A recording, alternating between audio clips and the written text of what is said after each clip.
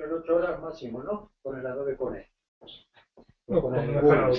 Con Google, perdón. En el caso de que cayera, pues... Sí, me das un toque. Pero déjame, pues ahora se lo puedo hacer yo.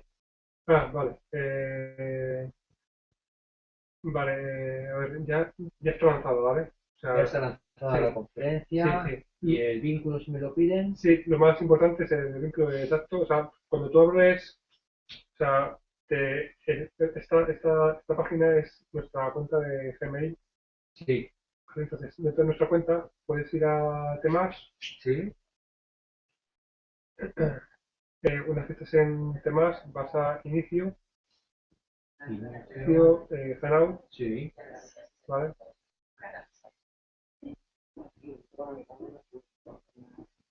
Hangout, bueno, ahora no te deja porque está emitiendo, Bueno, ¿vale? Pero cuando no estamos emitiendo, tendrás aquí una ventanita de emisión en directo, sí. ¿vale? Que justo es entrar, ¿vale? La cuestión, Ahí está. sí, lo más importante es el enlace es el segundo de ellos, Ah, el segundo. ¿vale? Ya, Y ese está. es el que Sí, vamos a probarlo en otro navegador. y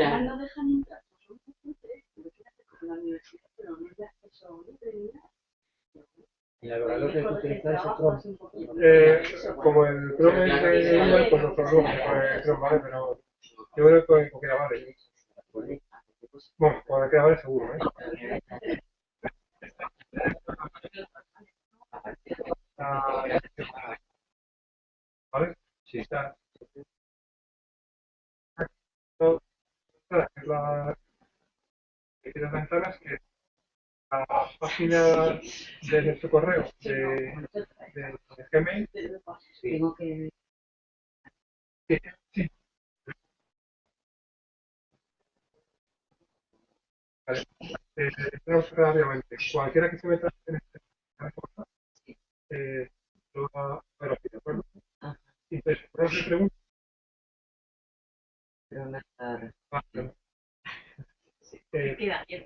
va a hacer un comentario y nosotros en la página de emisión que es esta, nos vamos a aparecer, ¿vale? Vamos a jugar y nos aparecen aquí las preguntas que nos hagan. ¿Vale? Vale. Vale, pues entonces, Este inalámbrico. ese micro es inalámbrico, ¿vale? Ya he comprobado que funciona, ¿no? Hay que activarlo, Sí. activarlo y... Vale, pues vete en tu correo.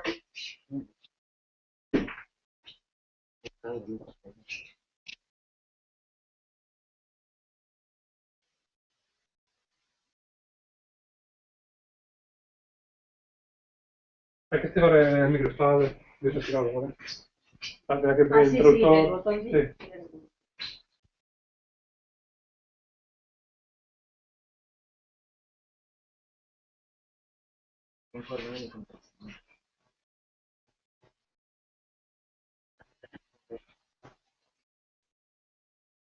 Ese es el retorno de... Sí, claro, porque lo tenemos abierto. Sí. Eso, Ah, sí, ¿lo tienes abierto ya? Vale, eso. Vale. Le hacemos un ahí. tenemos que desactivar ese... Espera, ¿no has entrado en cuenta de correo?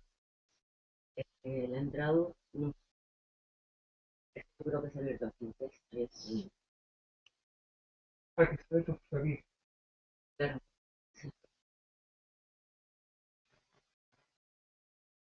Vale, pues, vale, sí. Vete,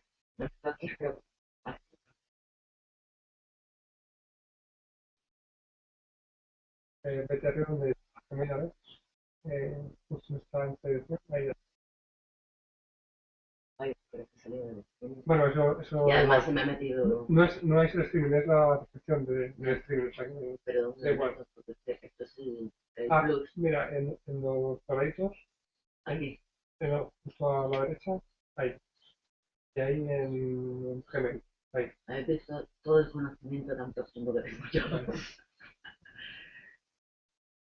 no escrito, es que no me apetece mirar eso. Porque es que la gente le da manda pereza.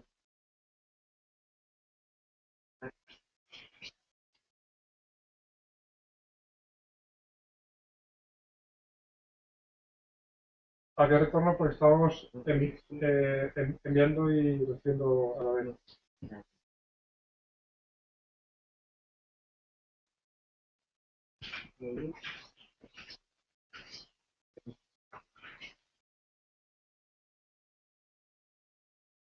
¿Las estaciones tienen sonido?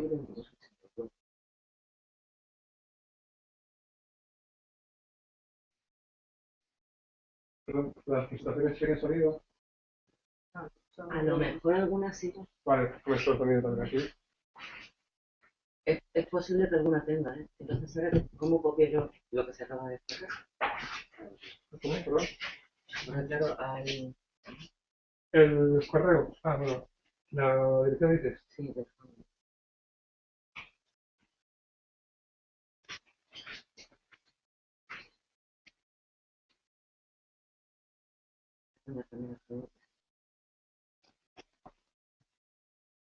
Y quieres tener una lista, porque luego habrá que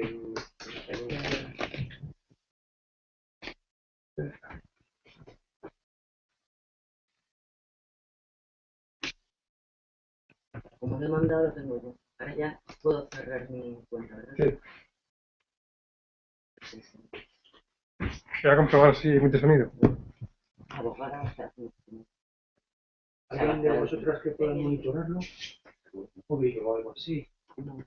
O enviarlo a una de vuestras cuentas y abrís un móvil y esa URL desde el móvil que tenga wifi. yo no puedo, por ejemplo, wifi. Entonces, No, pero ya- hemos comprobado ya que recepciona. Sí. Sí. Vale, no entonces, saca sonido. es que estamos coordinados de esa manera. Es decir, que A lo mejor hay que subir allí el audio del ordenador.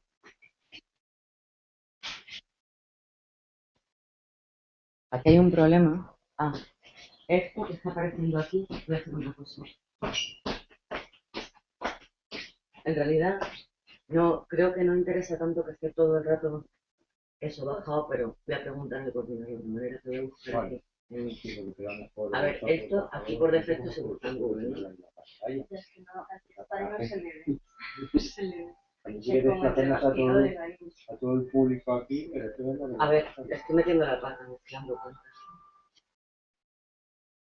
Está grabado, ¿no? Bueno, en estas dos ventanas creo que están en una y en otra está el streaming. Vale, pues entonces déjame ver cómo va. Voy a... aquí. Voy a... Y esa música. Esta música a lo mejor está reproduciéndose desde el PowerPoint o algo. No, porque no haya descargado. Pone Sí, made with the flags and ha hair. puesto un archivo para monitorar el audio. Ah, perfecto. Para monitorar que se escucha el audio del ordenador. Está reproduciendo. Este funciona con Explorer, ¿verdad? Este pobre ordenador.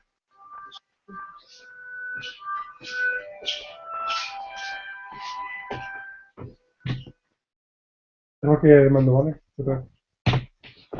Ese es el mando Del proyector. del proyector. Y la pantalla sí hay que subirla aquí en este de aquí. ¿Y cómo funciona el mando del proyector? El mando del proyector es este. Aquí se apaga Sí. Ahí... y lo vamos a dejar encendido. ¿Cómo se enciende? Bueno, efectivamente se quedaría en stand-by. Está encendido. Ahora mismo está ¿Lo encendido. dejamos encendido todo el rato? Sí, no pasa nada, no pasa O nada. sea que si queremos subir la pantalla, le damos ahí directamente, luego la volvemos a bajar vale. y se queda puesta. Para ¿o no? dejarlo en stand-by, va.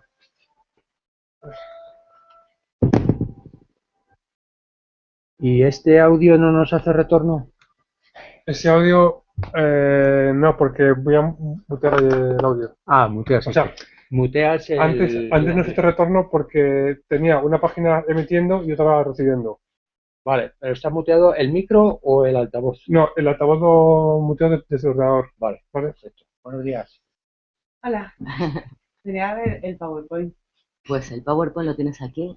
Ahora te lo Y enseño. funciona bien, ¿no? Mira, Yo creo que sí. voy a Mira, apagar el lector, porque está muy ya puedo cerrar lo del audio, ¿verdad? oscuro, ¿vale? Y entonces ahí cuando se puede seguir. Exacto. Vale. Cuando quieras, solamente. Vale. Yes. Buenos días. Imogen Race? Oh, two. nice to meet you. Eva. Ava, nice to meet you too. So I'm speaking at 2 here. Oh, yeah, you are. Perfect. So, Okay, did you find the programs and everything up there I'll have a at look. the entrance? I've just arrived. It Yes. is. So, ¿Puedes saludarla? Yeah, Para que sí, sí. encuentre los programas y eso. okay. It is Rodríguez Alcaide. She's doing the MA here in history, and she's helping us because she's very nice.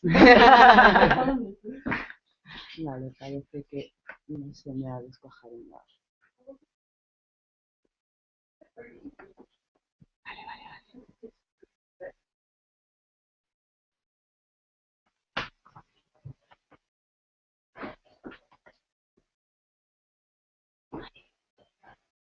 ¿Quieres hablar aquí? Donde tú quieras. Sí.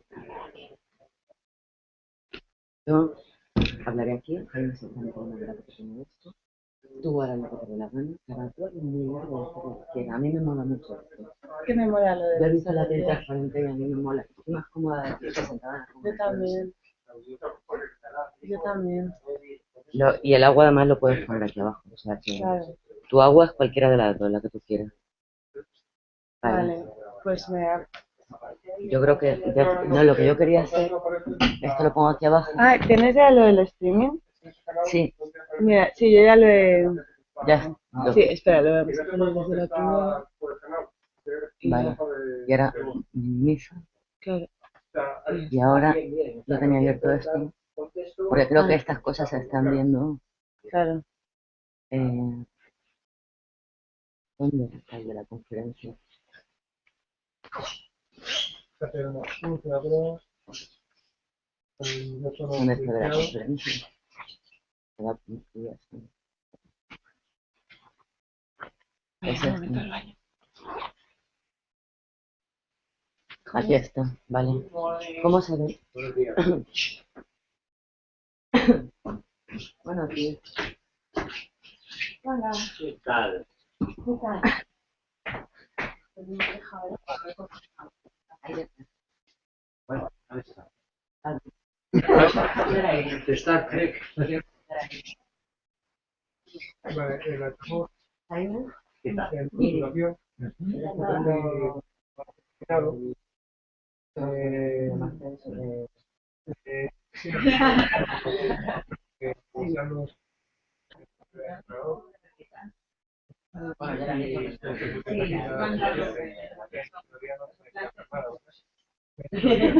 Y ese no hemos hecho. por ejemplo, lo pones como altavoz, pero si ves no lo ¿Cómo no sabes qué ordenador? Este es el ordenador que vamos a usar. Acabo de abrir la página. después puedes entrar Habrá un par de handout. Acabo de mandar con el handout.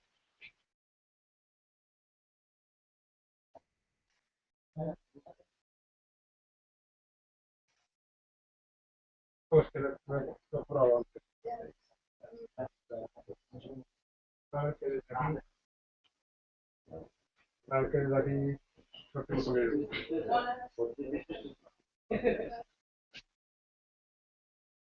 Entonces, como decía, una persona anónima que lo está viendo, puedo poner la prueba. Ah, no me deja preguntar si no me identificaron. Sí, sí, eso es.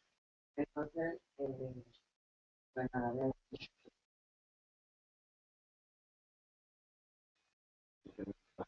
Métete tu correo para poder preguntar. No, como no es posible, Mira, hay una carpeta. porque sola es la pregunta, pues muy poca. He metido todo aquí. Así que puedes Vale, pasarlo ahí. se Viene recibe, real.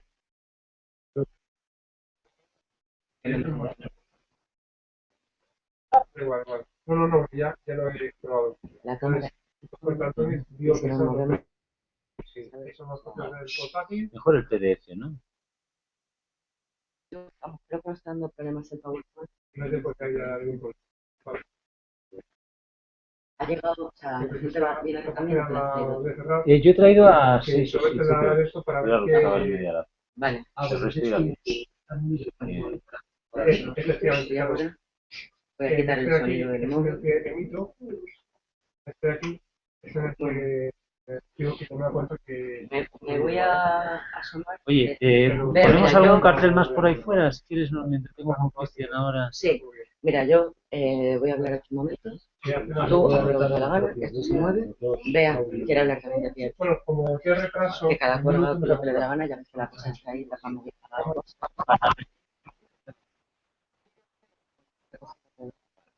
Para recoger el sonido para el vídeo.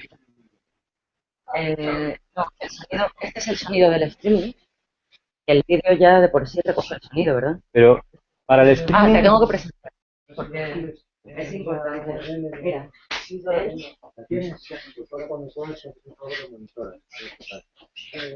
él es el encargado del vídeo, él es el del marketing, el coordinador del proyecto. Ah, es la camioneta. Eso es, entonces ellos son los que recogen todo y después, pues la semana que viene... Quedamos un día y. Sí, si quieres eso, ya te quedas con correo y nos ponemos en contacto por correo y decir, ¿cómo va? El sonido lo recoge la propia cámara. Sí. Son cámaras muy O sea, profesionales. no tengo, yo puedo, por ejemplo, hablar moviéndome por el espacio, no hay problema. No. Con el micro inalámbrico, No, sí. o sea, solo recoge sonido, los dos micros de mesa y el inalámbrico. Ese Pillas es nada, el vale, inalámbrico entonces y te puedo mueves. cogerlo. Porque la cámara no recoge de ambiente, recoge Ya. directamente de los Es el micros. chisme Vale, o sea ese que que tener así- cuidado porque Aquí, se pega. aquí activando, está puesto aquí en producto. Ahora, tienes que tener en Para que no cuenta tengo que tener. no importa, porque ya lo he dicho, pero que el streaming recoge Ahora mismo lo estoy haciendo. Sí, o sea, el streaming lo recoge este micrófono, ¿vale? Ahora. ya es que está un poco de hilo. Y entonces, ¿me puedo mover? Dime exactamente. Pues no sé, este micrófono recogerá Ya 3 dije metros, que- diría yo. No, pero con el micro inalámbrico. Con el micro dinámico es para la cámara. No, depende. Para el streaming, pues en torno a este micro. Vamos a hablar aquí. Ahora Es que es diferente. Claro, que pues, los dos micros fijos y el dinámico recoge el sonido de la cámara. Y solamente este recoge streaming, que es de ambiente, no es direccional. Pero por esta zona, en teoría, te lo recoge. Si quieres lo comprobamos, porque hay un sensor ahí de... Vale, vamos a comprobarlo. Si quieres que sea la esquina de la pantalla, habla... ¿Estás en alguna universidad? No. Hombre, puedes trabajar con mi cuenta. Eva.botella. Ahí ya la recoge. Pero 1, 2, 3, 1, 2, 3, 1, 2, 3, 1, 2, 3, 1, 2, 3, 1, 2, 3, 1, 2, 3, 1, 2, 3. Depende, 1, 2, 3, ¿Bien? ¡Ah! A mí me Vale. funciona y me deja de funcionar. Pero ¿qué pasa que es la... Vale. Ahí son muchos datos, mucha... Hay internet, por cable, aquí y luego allí también. No, Pero aquí hay internet, pero por wifi. sí, hay Pero es que que conectar la conexión a wifi. ahora, wifi libre no. Entonces, ¿Quieres que ponga mi cuenta wifi? pero aquí está abierto. Yo me he metido en internet aquí, ¿eh? Ah, vale. O sea, Creo que está preparado para tener wifi. Vale. Ah, perfecto. A internet, pues es que no te puedes conectar. O sea, lo que puedo hacer es darte mi cuenta de correo del autónomo. Antes no pasaba esto, pero ahora sí. Si hay algo... Bueno, pues si quieres te paso la Si cuenta. no, pues ni lo hago. Míralo ahí, ¿sabes? En el... Vamos, que no me importa. No, digo. Voy a abrirlo, Lo lo que tengo pasa por es ahí. que Hangout no lo voy a decir en voz alta. Cuando pase un papel Ah, pues esto ya está. Sí, a lo mejor que pudiéramos poner...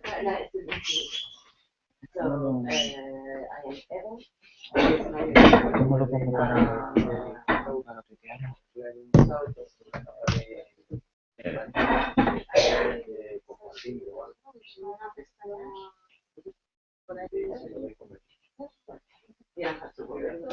Qué raro. ¿Cómo dices? Conferencia Metabody.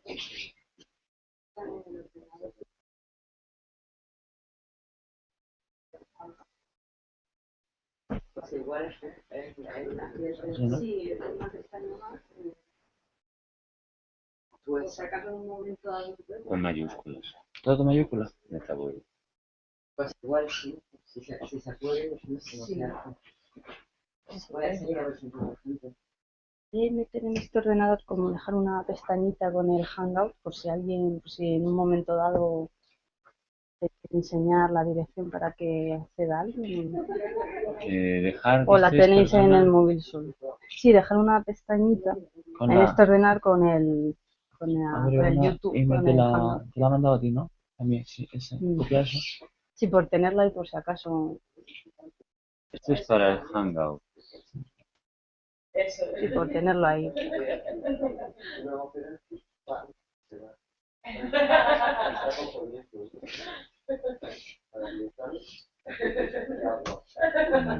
Usa control. Ese no es el control. Tiene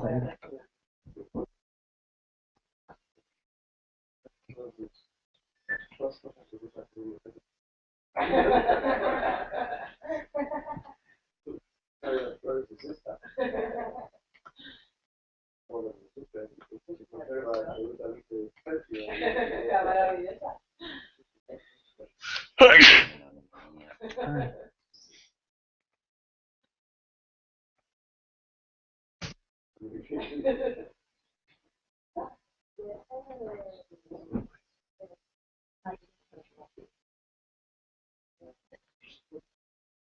Ay, voy a mandar esto también. No me distraigas.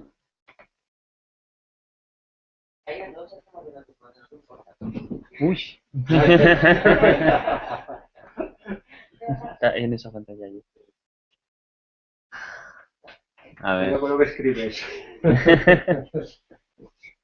Secretos de Estado. Sí. Seguro que fuiste a hacer la peli que te entregué, que me saca un mensaje todos los días como que no está de vuelta. Es que le sacó Marcia y me fui a fecha de septiembre, pero al día siguiente es fecha de verano.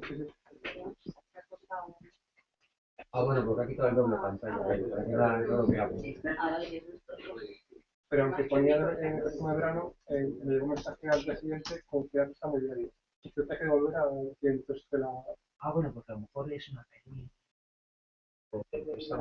Claro, solo es por eso, entonces te lo devolví, pero me sigue sacando el mensaje que no he vuelto. Lo que no sé es quitarte la... el correo de la cultura ¿Está de carga? Sí. Hasta que sí, vale. Tiene el correo. Vale, vale. Para el user de cultura solamente eso. Lo que puedo hacer es subir para nuestro post, empieza, no vuelvo a pasar a ver. No, pues ya está un poco justo. El descanso es a la una, ¿no? Vale. Y empieza la clase. Sí.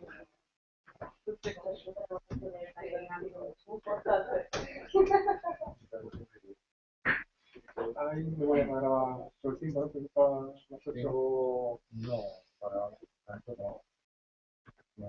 Vale, no para unas 4 horas. Vale, vale. Sí, porque César vendrá un poco antes de las 3 para hacer el relevo. Ya a las 3 se van a dejar las dos ya memoria vacías. Vale. Ya cargadas a ver con divulgación. Vale. Sí, pasadas al ordenador para... Como tenemos una hora ahí, de reguladores. Sí, me parece que se la voy pasando para que se vaya cargando directamente a... No te importa. Pero vamos, usuarias, son tarjetas, ¿no? Tiene dos. ¿Cuánto cuenta cada una? Pues en HD son creo horas. No, pero no, no gracias. Claro, pero creo que es un superior para editar, ¿eh? Pero HD 1080 o HD 1020. No, 1080. Yo creo que sería, ¿eh?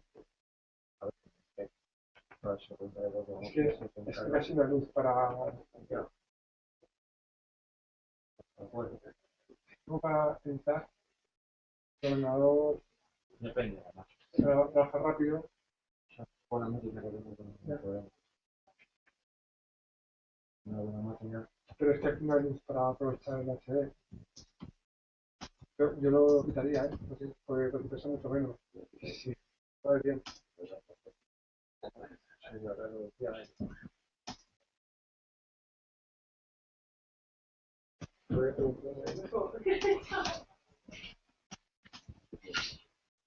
Bueno, otra pregunta, ¿eh? No, bueno, el HD de aquí para streaming. No, el de streaming no es HD 1080, es 180, no. La cámara no tiene la cámara grande, pero no. esto también es HD, cámara. La 1080, Sí. O sea, pues a lo mejor el streaming no importa tanto, pero con el vídeo eso sí. Esto también queda grabado en la aplicación. Luego lo puede. pero se ve bien igual, ¿eh? Sí, se ve muy bien. Es que no hay luz para que se aproveche tampoco la calidad de la imagen. Es porque el vídeo luego es mucho más despejado. Preguntar por si acaso. Porque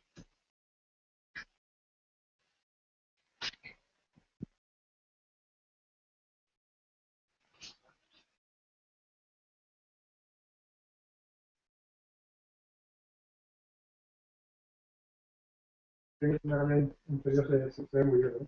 Se ve muy bien. Sí, no. La aplicación está de Google Hangouts es acojonante. ¿Sabes lo que pasa? Que si lo usas por el móvil, por datos, te cobran. Aparte del paquete de los gastos de tráfico, sí, la aplicación Google aceptas cuando te la usas, hay un coste que te facturan a la compañía de. Sí, sí, lo vender con vista. No sabía.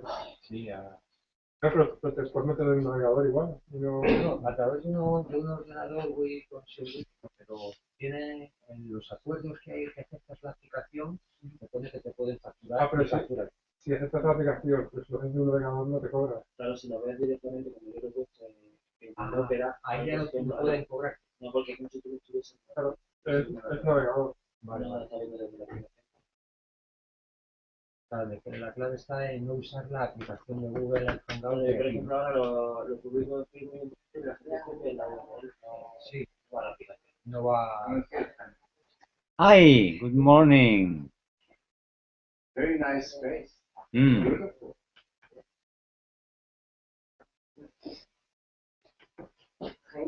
Dime. Los LCD del Sí. HD. Sí, que Escúchame que yo no entiendo de esto, que se trata de la calidad del vídeo. Vale. Espérate, porque no sé qué pasa aquí ahora. ¿Se ve la imagen allí? Todo se ve.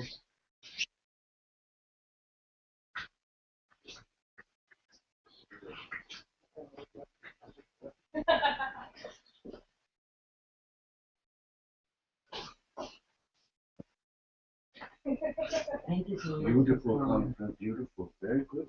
Looks good. I think you're going to improve it a lot. I wish you success, yeah.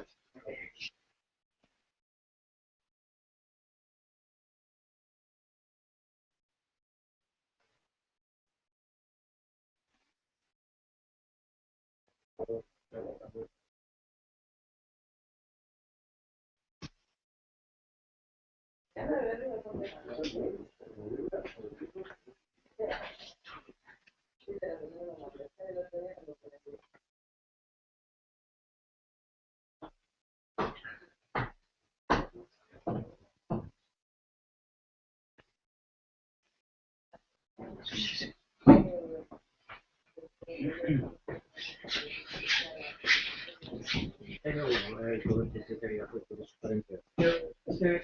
Si en vez de grabar en HD os importa grabar la calidad ligeramente en el interior, que también es una calidad buena, para que Dios sea menos pesado. Que como se va a grabar casi 2 horas seguidas. Bien. Bueno, a ver, luego hay que convertirlo igualmente para subirlo a internet. Bueno, la calidad de internet es muy inferior a HD, tiene que inferior a 1080. Ya, a ver, la cuestión es sobre esta disponer de productos de buena calidad y luego aparte ya subirlos a inferior calidad para tener. Lo digo sobre todo porque como no hay mucha luz y no se va a aprovechar quizás también el HD, es que generar vídeos muy pesados y como van a ser, vamos a grabar de 10 a 1 y de 2 a 8 y creo a ser, pero HD. Yo no tengo problema, yo lo paso en HD. Como que HD, sí, que luego ya vosotros tenéis la opción para subirlo, montar, claro, Para todos o todos sí, para la conferencia. es una tarjeta de memoria. O sea, Sí, si pero tuvieras al un final todas las dispositivo, horas seguidas o cortamos. bueno, las tarjetas de memoria lo que generan es archivos que creo que... Estáis cortando después de cada conferencia, luego la veis. Ah, bueno, vamos a hacer una especie de grabar de todo el tiro. Luego, ahora, si tú quieres, que te interesa, de tal a tal, yo solo tengo paso. ¿Empiezo aquí o salgo? Pues, ¿Me siento aquí con vosotros o salgo? Pues Yo creo que empezáis, ¿no? sí, y te llamo, entonces tú sales y te presentas. Claro. Y sí, te tengo que presentar. ¿Qué es esto? Sí, eso es. Yo voy a poder identificar que es importante, cuentas, ¿sabes? Como vamos a trabajar un poco como la propiedad, en diferido, tenemos que más o menos. Yo grabo todo Vale. el minuto, las 8 horas, más o menos. Las 8 horas. Bueno, yo, pues, si me sale tripa y eso, me lo pongo. Nada. Eso lo tengo. Bien. Ay, Bueno, depende de la Qué vicisitudes, por Dios. No, pues mira, tú grábalo todo y yo ya, pues, ¿Tenemos el link? Ujú. ¿Dónde lo has publicado? Ya está en Twitter y en Facebook. la única cosa sería, pues, por eso, que esté dándolo. He puesto también el este de... Tú pones Metabody Forum de Hardcore y ya te sale. El primero, vamos, el último que publicó. Guay. vea, el de Carlos Santiago. Dean, yo creo que sí. ¿Cómo se llama? Dean, yo creo. Bien. Intenta hacerla ahí un poco al final, pero bien. Dean. The Dean.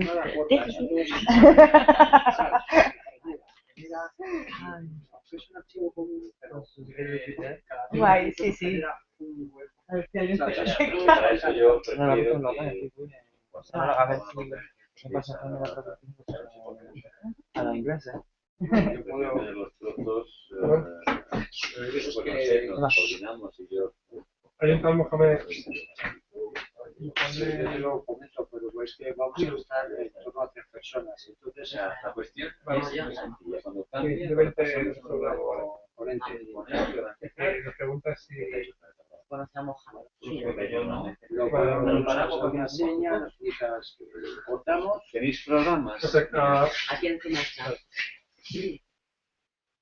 simplemente que nos aparece unos Vamos, favores. la regla es muy sencilla. Cuando acaba uno y empieza otro, pues ahí corta. Claro, pero son ponentes, como en No, pero a ver, eso lo único es una. A ver, al principio hay una que dura 45 minutos, en medio hay un solo que- ponente. Sí. No se puede contestar por Va a haber chat, paneles, contestar pero por- que van hablando uno detrás de otro. ¿Qué dices? Cuando cambie el ponente, cortamos y aquí va a haber, por ejemplo, 4 personas. Esto es como Habla uno cuando vas a y suelta su speed, 15, 20 minutos y para. Cuando hable el siguiente, en ese momento yo corto y paso. Bueno, haréis una presentación del siguiente, ¿no? Para poder... Claro, que no se vaya a cuando veas que lo ves en inglés. ¿Qué necesitan? No, pues aquí si se es puede para hacer que todo montado, quiere que ¿vale? la cámara vaya cada 30 minutos bloqueándolo Vale, automáticamente. te lo digo sobre todo Bueno, para trocear, pero es un conjunto, ¿sabes? O sea, esa ¿El nivel... objetivo es un único artículo? No, Claro, lo único que tienes que hacer es coger los archivos y están encadenados. Ya, Siempre. prefiero que lo copiéis vosotros manualmente. Claro, yo ahí necesitaré que alguien me indique. Estoy ¿Cómo? diciendo, pues, Vale, podemos hacer lo que traéis- importa. Entonces, al final de cada panel y al principio de Sí, cada o panel. si queréis hacer una presentación, cada ponente yo ahí identifico que hay otro ponente. Eso Claro, ya- cuando vamos a presentar a cada ponente nuevo, o sea, cuando termina uno es cuando decimos. Vale, vale. Pero vamos, Vale. hay un pack Vale, que vale. va. Primero hablo yo. Vale, vale. Y Jaime, que presentamos la conferencia. Sí, pero vamos, Yo la voy a eso presentar antes. como Sí, todo y venga, va todo. todo ese junto. pack va Ya, todo junto. yo tengo que Eso meterlo. va los dos y será. Pero en realidad ni no, siquiera no, eso, porque después hablas tú. Pero que ese pack. No, Primero. no, Es que la no, cámara no. se queda cada 30 minutos. Ah, vale, vale. Entonces, Pues yo lo va a que ser un diría es pack. que como Entonces, de- Sí, sí, nosotros está bien, hablamos, está se corta. Después, Bien. yo voy a presentar a Beatriz. Hablas tú primero, hablas tú segunda. No, hablo yo primero, Vale. habla el segundo. bien. Bueno, espera que entonces. Bueno, pues Ahora, sí. pues, Bueno, pues yo te Espera, O sea, ok. da igual, ahora se puede hacerlo, no se debe hacer porque va a tener que cortarse, o sea, no se Vale, corta. es importante que cuando yo presente a Beatriz, Pero eso cogemos también un se haga. bolígrafo. Sí. O sea, los tres, hay tres ponentes, claro, tres A ver, personas desde que habláis. empezamos hasta que te hagamos un texto dentro de una hora, ya, no, Será en torno a una hora. y luego ya te seguiremos indicando cada Eso. ya. Vale. Lo voy a llamar a la Si acaso ¿vale? se os olvida, pues hay alguna que se olvida. Hay un cartel para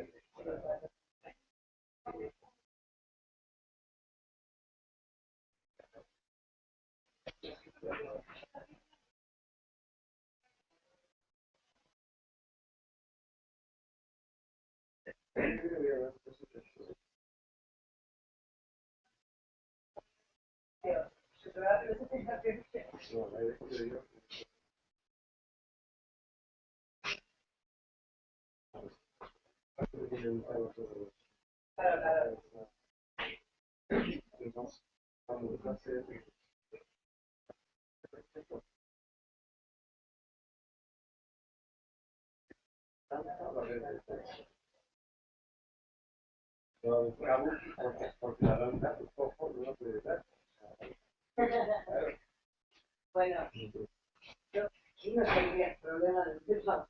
Exactamente. De diversidad funcional.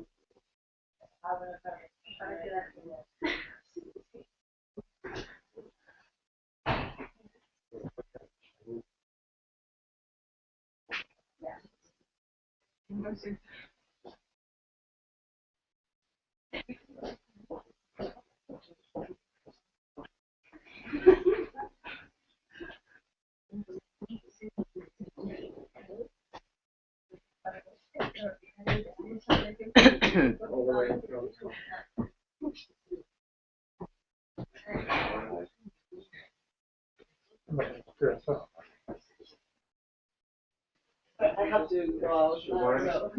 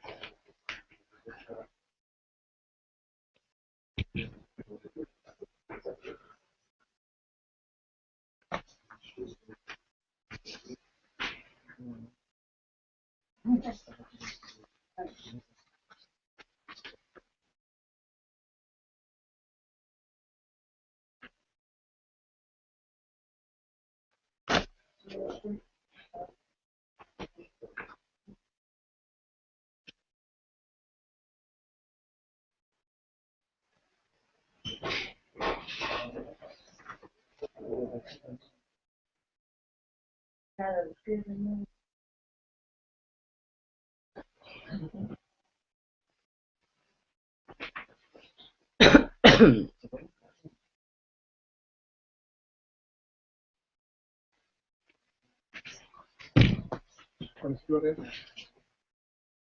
Entonces, ¿no? Si quieres, anduve a F11.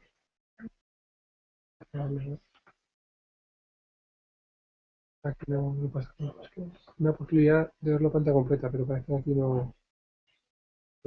Pero esto es solamente las flores. Sí. A mí me importa. Vale, Pero vale. realmente no vamos, o sea, probablemente no está todo el rato así. Vale, vale. O sea, solamente al principio y después lo quitamos si hay un PowerPoint. Vale, vale. Luego las otras ponen otro. Vale, vale. Bueno, habrá momentos en que viene un chico que tiene que usarlo, pero que es ingeniero. Vale, vale, te acuerdo. Ya, termino de colocar los carteles. ¿Has visto cómo el que yo he colocado está perfectamente torcido?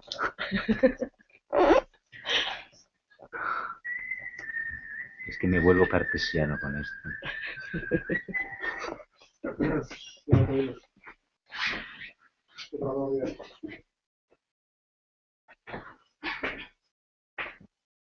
No.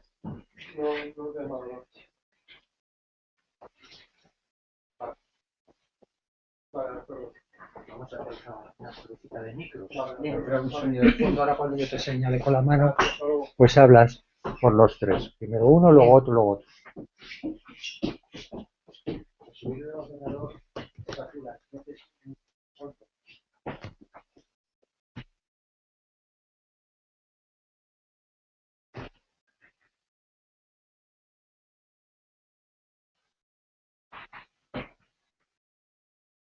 Now you don't see me,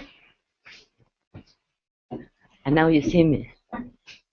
Louder?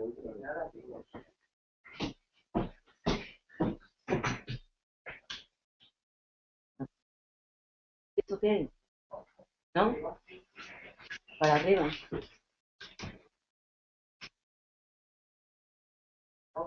No. Está encendido. Hola, probando. Muy bajito. Espera. ¿Haciendo? 2, 3. Vale, voy a control y después de ahí, ¿vale? Vale. mira el ordenador ya. A ver si puedes tomar un archivo de audio. Sí, ya lo he probado. Lo hemos probado antes, sí. No, pero vamos a volver porque ha habido una modificación. Vale, vale.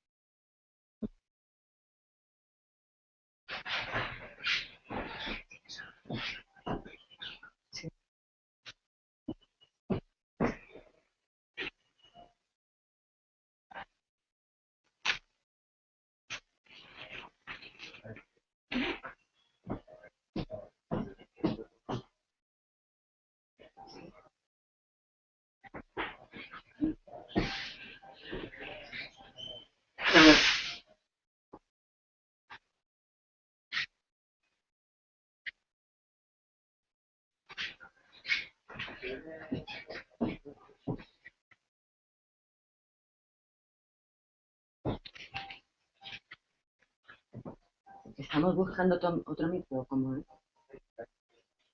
Ahora ya está. Este.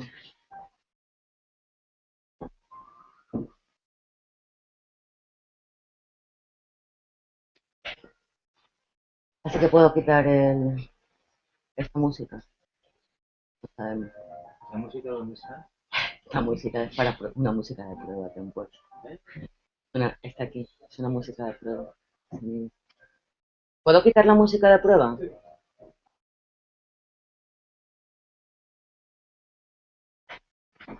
Pero tú todavía no digo que antes no va a funcionar. Hola, hola.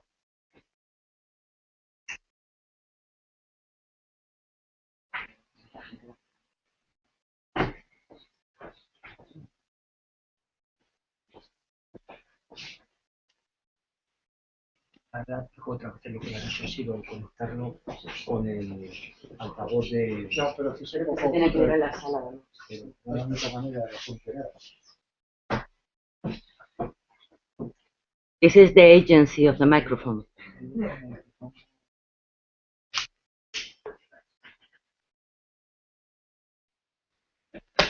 No, es que el micrófono funcionaba hace 5 minutos y ahora dejó de funcionar. Inalámbrico.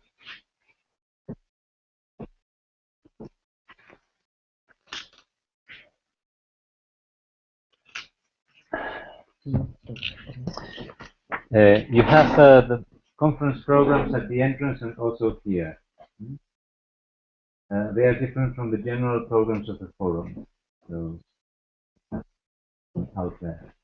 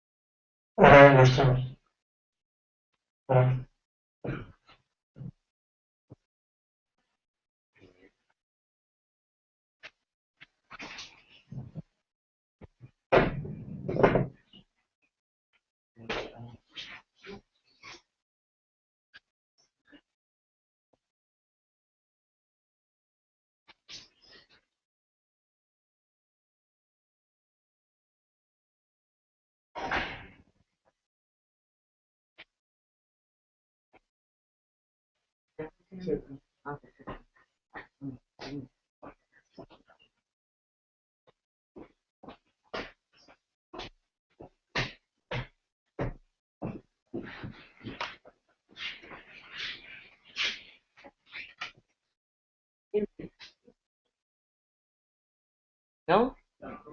I think this is off, maybe. Yes, you'll be way too low.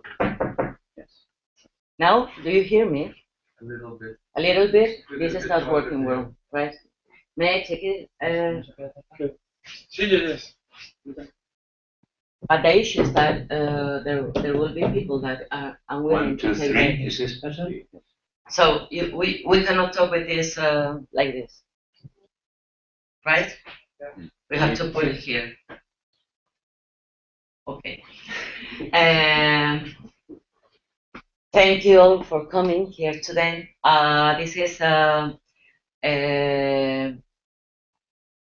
second conference that we organized with Reverso. It is included in the fourth Metabody Forum.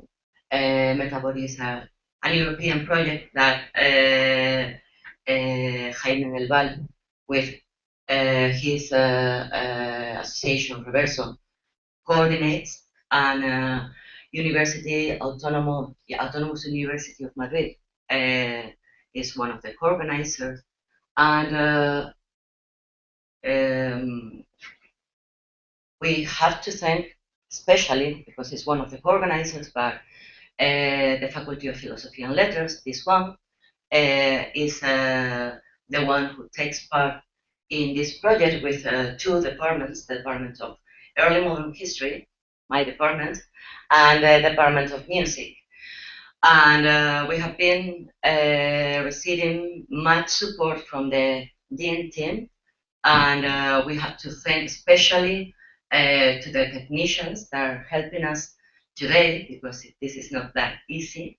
And I would like to thank especially too to collaborators like Christian, who is helping us today here, or Iris Rodriguez Alcaide, who are supporting us just because they are nice, but they have many things to say and many things to. So thank you all for coming here today for this conference on history of movement and ontology of movement gesture. History, we used to say, deals with time and space, but history of epistemology showed that time and space were cultural and political concepts. And historiography sometimes questions the alternative term context, relating abstract subjects to their socio-cultural, economic, and political background. Every one of these concepts responds to a set of Western values and traditions. Thus, history borrowed from postcolonialism and decolonialism the term situation. History deals with specificities, particulars. We historians always say, history is not just about studying the past, but about situating its subject objects of research. History has to look at there and the relations happening there. This imprecise but specific experience we didn't live but try to recreate. As the poet and philosopher and mathematician and ecologist and close friend Jorge Richman says, debajo del ala del escarabajo, en la desnudez fragante de la astilla, I, below the beetle's wing, in the fragrant nudity of the splinter, there. History of movement is not yet a field of research, although there have been several and relevant publications, especially from history of science and emotions. But perhaps a new discipline labeled history of movement wouldn't be so helpful in the task of answering some questions that we ask in this call for papers, because fields tend to create their own methodologies built on categories that throw shadows more than light over them. And let me suspect that this applies as well for ontology, for the arts, art, for any other discipline, because each discipline has its jargon and the speech acts as movement and gestures do. And so, say we all, agent, and see a white man in a black suit, or a galactic asylum. We say Twitter and don't see any bird, or hear any sound. We say all smile, and we see some people in front of a camera, or a yellow dot with a convex card below. We shout joy, and label it an emotion. If we say there, we all see a finger pointing, not the fragrant nudity of a splinter, and we call this cognition. So please make an effort to communicate in a shared common language so a big audience can discuss with you. And maybe today we'll know more how this process happens and why and how to avoid it. And thank you all for traveling to learn and experience here all together. And thank you very much to Jaime del Val, who is putting so much to this conference. Well, I just want to thank Eva for the organization of the conference and the co-organization of the forum. I will have my turn to speak later on, so I won't take time now for this. So just thank you and to all the people that might have helped you here in the university. And well, we welcome now our first keynote speaker, Beatriz. Do you want to introduce? Yeah.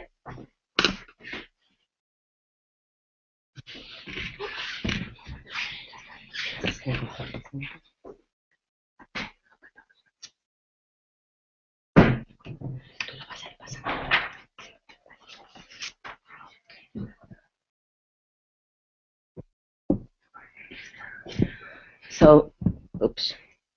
Okay.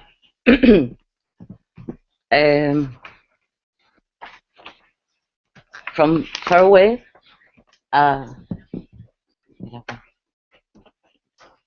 comes Beatriz Pichel. And for me, it's a very special moment, an honor and a pleasure, as you cannot imagine, to have her here for many, many reasons. But I would like to start saying a very old sentence that goes like this: a prophet is honored everywhere except in his own hometown and among his relatives and his own family. Apostle Matthew argued Jesus said someday. So they have to come back speaking strange languages as if they were possessed as a foreigner, and then they are listened. And this is the case because Dr. Beatriz Pichel holds a PhD in History and Philosophy of Sciences at the Autonomous University of Madrid, la Universidad Autónoma de Madrid, here, but is here now after she was awarded a Wellcome Trust Fellowship in Medical Humanities for 2 years. Her work at the crossroad of the history and theory of photography, the history of emotions, and the medical humanities has examined the emergence of new meanings and experiences of death during the First World War in France, and it's currently focused on the popularization of psychological theories of emotions through photographs and theatrical actors at the turn of the 19th century. She is primarily interested in the history and theory of photography, the history of emotions, and the medical humanities, and how these disciplines can converge. Her main fields of research are war photography, particularly during the period of 1940-1918, and theatrical and scientific photographs of emotions at the turn of the 19th century. She is interested in the analysis of how both official and amateur photographic practices create new knowledge and bodily experiences by making bodies visible or invisible in the public arena. These questions have led her to consider as well the politics embedded in photographic acts.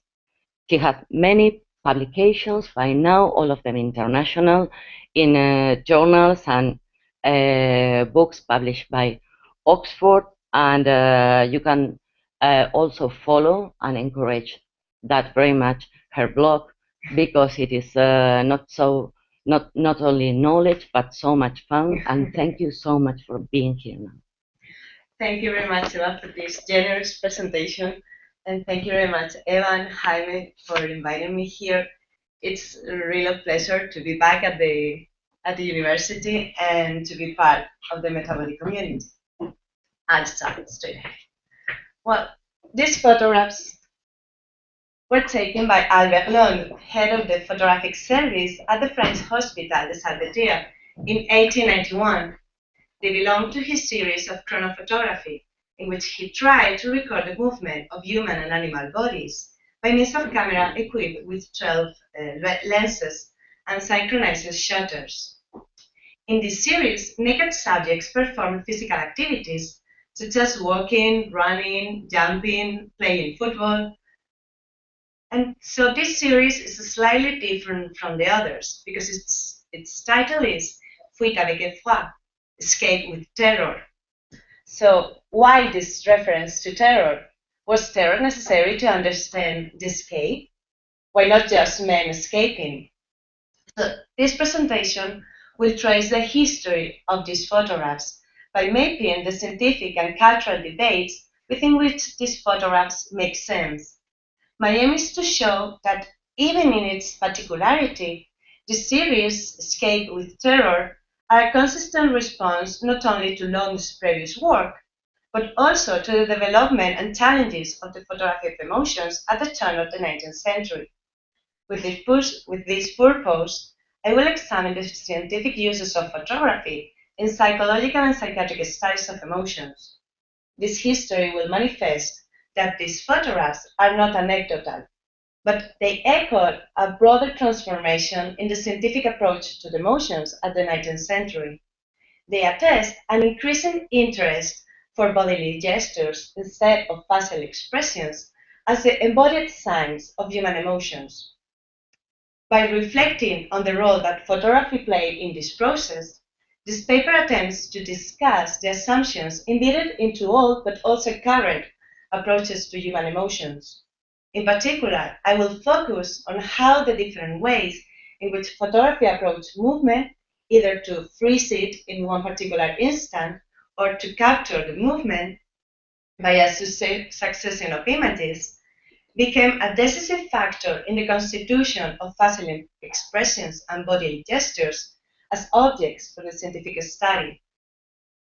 In this way, I will show that photography became not only a key representational device in the constitution and dissemination of scientific knowledge, as important as the images were the uses of the cameras and the ways of posing, that is, the practices of photography. I will start my analysis with the first two works that introduce photography as a tool for the scientific study of emotions.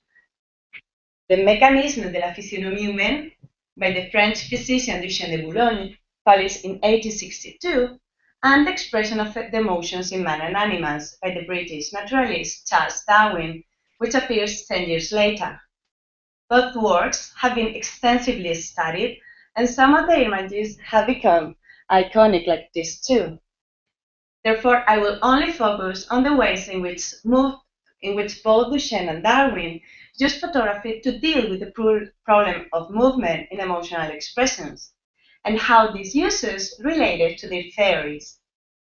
That movement was the central question for Duchenne is evident since the very title of his study by the use of the word mechanism or mécanique. The mechanism of human facial expressions refer to the laws of physiognomy, of human physiognomy, that rule the lines, wrinkles, and folds of the moving face. This mechanism was governed by the human soul and had been designed by the divinity. Therefore, these expressions had always been the same and were universally shared by all the peoples. This understanding of human expressions was inscribed in the tradition started at the end of the 18th century by Lavater's studies of physiognomy and renewed by Bell, Camper, Moreau de la Sarre, and Sarlandier, among others, in the 19th century. The main novelty of Duchenne's work lay in the way he approached the topic. Instead of dissecting the muscles with the aid of the scalpel, he studied the contractions of the muscles thanks to the invention of a device that was able to apply at different degrees induction electricity by means of electrodes, what he called Faradization, and we can see in this picture, the first of the book. This was a revolutionary method for several reasons. In the first place, it allowed Duchenne to examine, for the first time, the anatomy of the living. While the dissection of the muscles on the face practices on corpses distracted the nerves and the connections, the anatomical studies on the living being respected these structures. In the second place, this method changed the traditional use of electricity in medicine, as Duchenne did not use the electrical currents to heal, but as an analytical instrument in his study of myology. Lastly, the very nature of these experiments, which produced static expressions but for a very short period of time, led Duchenne to use another technology to capture them, photography. In his memoir for the Volta Prix in 1856, Duchenne explained why he had sent a photographic album instead of drawings or illustrations, as his predecessors had traditionally done. He stated that artists had tried to copy the expressions produced by the Faradizations, but they were not able to do it because the expressions lasted only for a few seconds. In this context, only photography, as truthful as a mirror, according to Duchenne, could provide the desired perfection. We can see here two kinds of arguments supporting his use of photography. On the one hand, by qualifying photography as truthful, Duchenne was alluding to the visual properties of photography. He affirmed that his experiments were of a visual nature because he had repeated experiments in front of hundreds of people, and they had always convinced them all. But he could not repeat, of course, his experiments in front of all the people, in front of everyone, and therefore he needed images able to disseminate them. In this regard, he argued, and I quote, "The vision of the photographic figures that represent truth to nature, the expressive traits that are specific to the muscles of the patients, could teach much more than long considerations and descriptions." This characterization of photographic images as truth to nature or as truthful as a mirror refer to their transparency and objectivity guaranteed by the mechanical device. In this sense, photography was a valuable tool in his experiments because its images could replace the actual experience of witnessing the experiment, and thus photographs became evidences. But on the other hand, the comparison between artists and photographers suggests that as important as the resulting images was the question of time. Duchenne complained that the expressions provoked by his experiments lasted only for a few seconds, and then artists did not have time enough to copy them. But the camera just needed these few seconds to record the object that was in front of it. Duchenne's Faradization machine and the camera were kind of synchronized. This is important because it reveals the complexity of Duchenne's photographs as scientific objects. They were valuable not only because they were objective images. Photography was useful primarily because its exposure time coincided with the time that the electrodes could hold the expression. This time was enough to record the results of Faradization, but as the blurred heads of Duchenne and his assistants suggest, it was not always enough to record other kinds of movement. Therefore, the expressions produced by Duchenne could look like natural expressions, but they were expressions held in time. They had been paralyzed. Therefore, whereas movement was the condition for the study of expressions, inasmuch his method was based on the contraction of the muscles, movement was removed for the final evidences of this study. As we have seen, Duchenne did not reproduce the mechanism of the facial expressions. He was not interested in showing the process of producing the expression, the muscles contracting, but in the second during which the expression was held. As a result, it was precisely this particular instant, paralyzed, produced by photography and Faradization together, what became known in the scientific tradition as the expression. Despite the novelty of his work, Duchenne remained relatively unknown and continued his practice at the Salpêtrière as an outsider. This photograph became famous only with the reproduction in the expression of the emotions in man and animals by the prestigious Charles Darwin 10 years later. In his study, Darwin sought for the causes of each expression. He did not only want to discover the mechanism of human expressions, but why certain emotional states led to the contraction of specific muscles, producing particular expressions. Why, for example, we express joy by uplifting the corners of the mouth and sadness by depressing them. In order to explain the origin of expressions, Darwin formulated 3 laws based on evolutionary principles that stress the continuity between animal and human expressions. I will not dive into these laws, but instead I will analyze how Darwin used photography in the making of his theory and public dissemination. Photography had a pedagogical value for both Duchenne and Darwin. Both of them included pictures to illustrate the arguments of the works, so a future reader could easily understand them. In this regard, the photographs published in The Expression of the Emotions were also visual evidences aimed at convincing the reader of Darwin's theory. However, the production and the uses of the pictures were different in each case. For Duchenne, photography made part of the experiment, as we have just seen. And this is why he only used photography. However, photography had, for Darwin, an observational value too. He did not seek for producing the expression, but for finding an accurate representation of it. Therefore, these illustrations could be photographs, but also drawings and even engravings made from pictures. And this was precisely the case of some of the photographs he took from Duchenne's work, in which the electrodes had been removed, probably in order to avoid distractions and probably because it was kind of scary. Therefore, the photographs collected by Darwin were more or less valuable observations of human expressions. It is important to remark that it was a collection.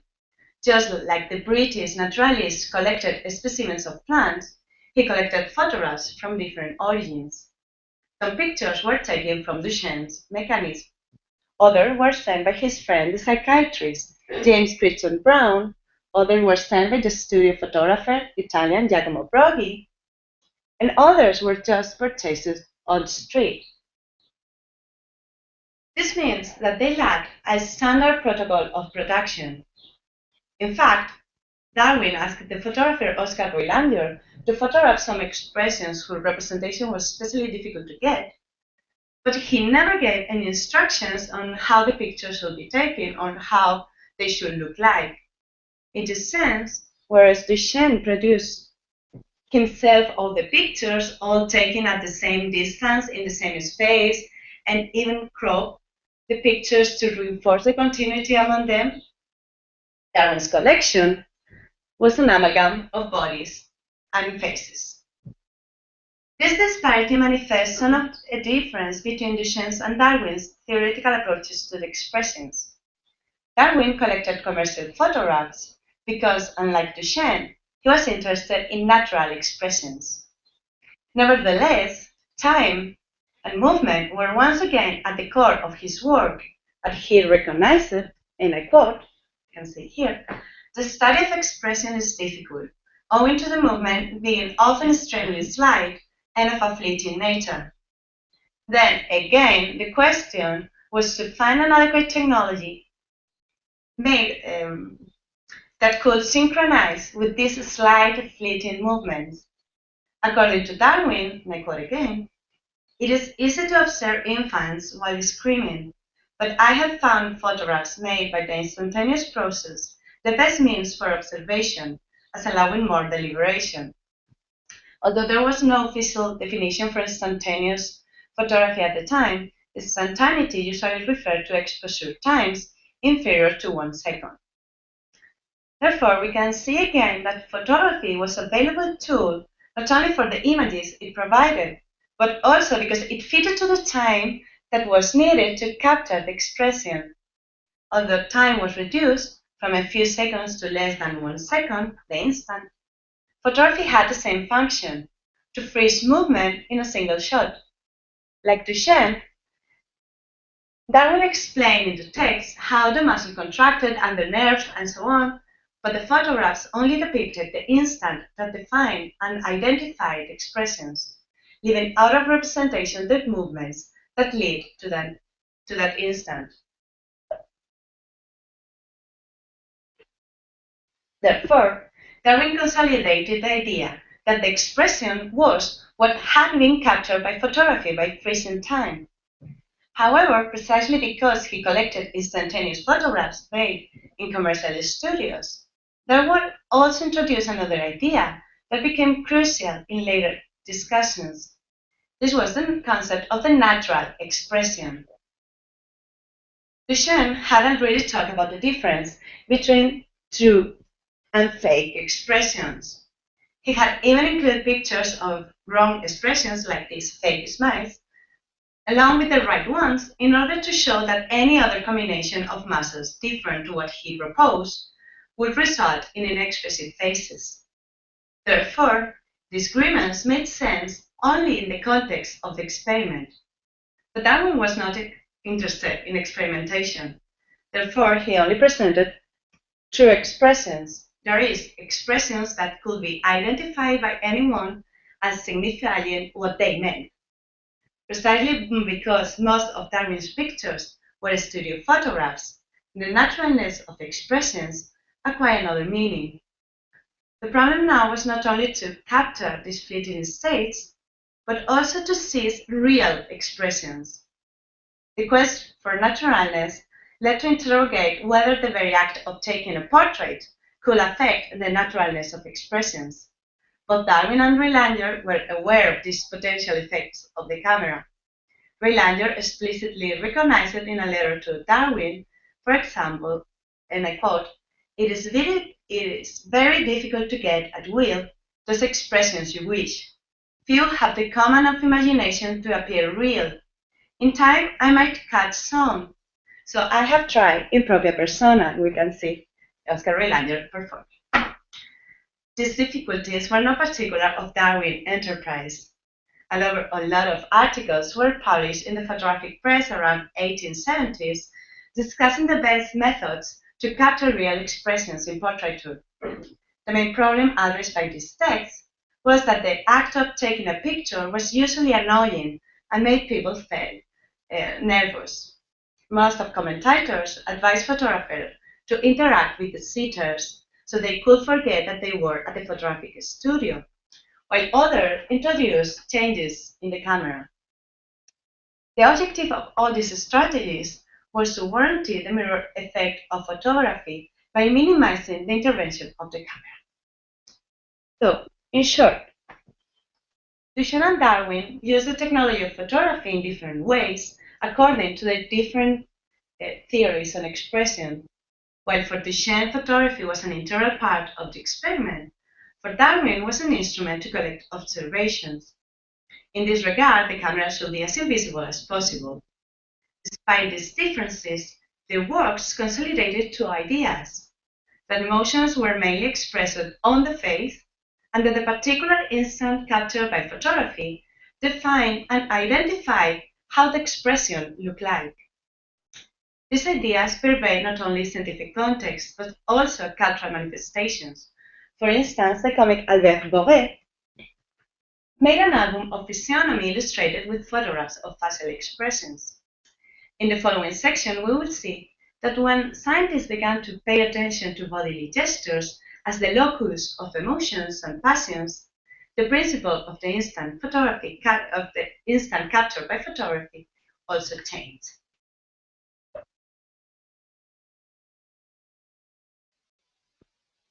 Darwin's theory of expression of emotions was soon appropriated by the emergent experimental psychology in both the Anglo-Saxon and the French context.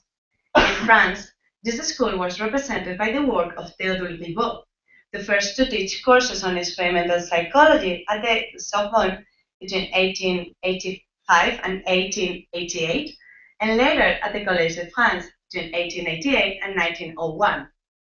Drawing on the work of Darwin and other psychologists such as Lang, James, Gunt, Ribot understood these emotional states as bodily movements that were manifested either externally by means of expressions, gestures, attitudes, or internally through secretions, breath, the pulse. This new approach denied the primacy of the intellect over the emotions, as mental representations were not considered as originating the emotional state. The body then became a primal concern. These changes involved the introduction of new methods of research. Instead of using qualitative methods, such as photography, experimental psychologists as Alfred Inet introduced quantitative methods related to physiology, and in particular the graphic method. Then, although previous theories were not discarded, and in particular these views on expressions were readily appropriated, photography was abandoned as a scientific tool. However, this does not mean that photography disappeared from the scientific studies on emotions and expressions. 2 years after the publication of Darwin's book in 1875, photographs illustrated expressions in another work, the widely known Iconographie photographique de la Salpêtrière. Under the direction of the neurologist Jean-Martin Charcot, the physician Desiree Bourneville, assisted by Paul Levegnat, launched a journal in order to disseminate the pictures of hysterical women taken at the hospital. The iconography published for numbers until 1880. When Bourneville left the Salpêtrière, it reappeared as the Nouvelle Iconographie de la Salpêtrière in 1888, this time with Albert Lund as the chief of the photographic service. Of course, the motion of hysterical women were not understood within the frame of Darwin's theory, and the psychology developed by Ribot or Binet was not the same as the Charcot approach to hysteria. However, these are important pictures for the study of emotions for several reasons. Not only were all these scientists closely connected among them, but also these photographs, as well as Charcot's lessons on Tuesday, became really famous among the French bourgeoisie. But first and foremost, these photographs introduced a key question in the scientific debates of emotions. They did not focus on faces, but on gestures.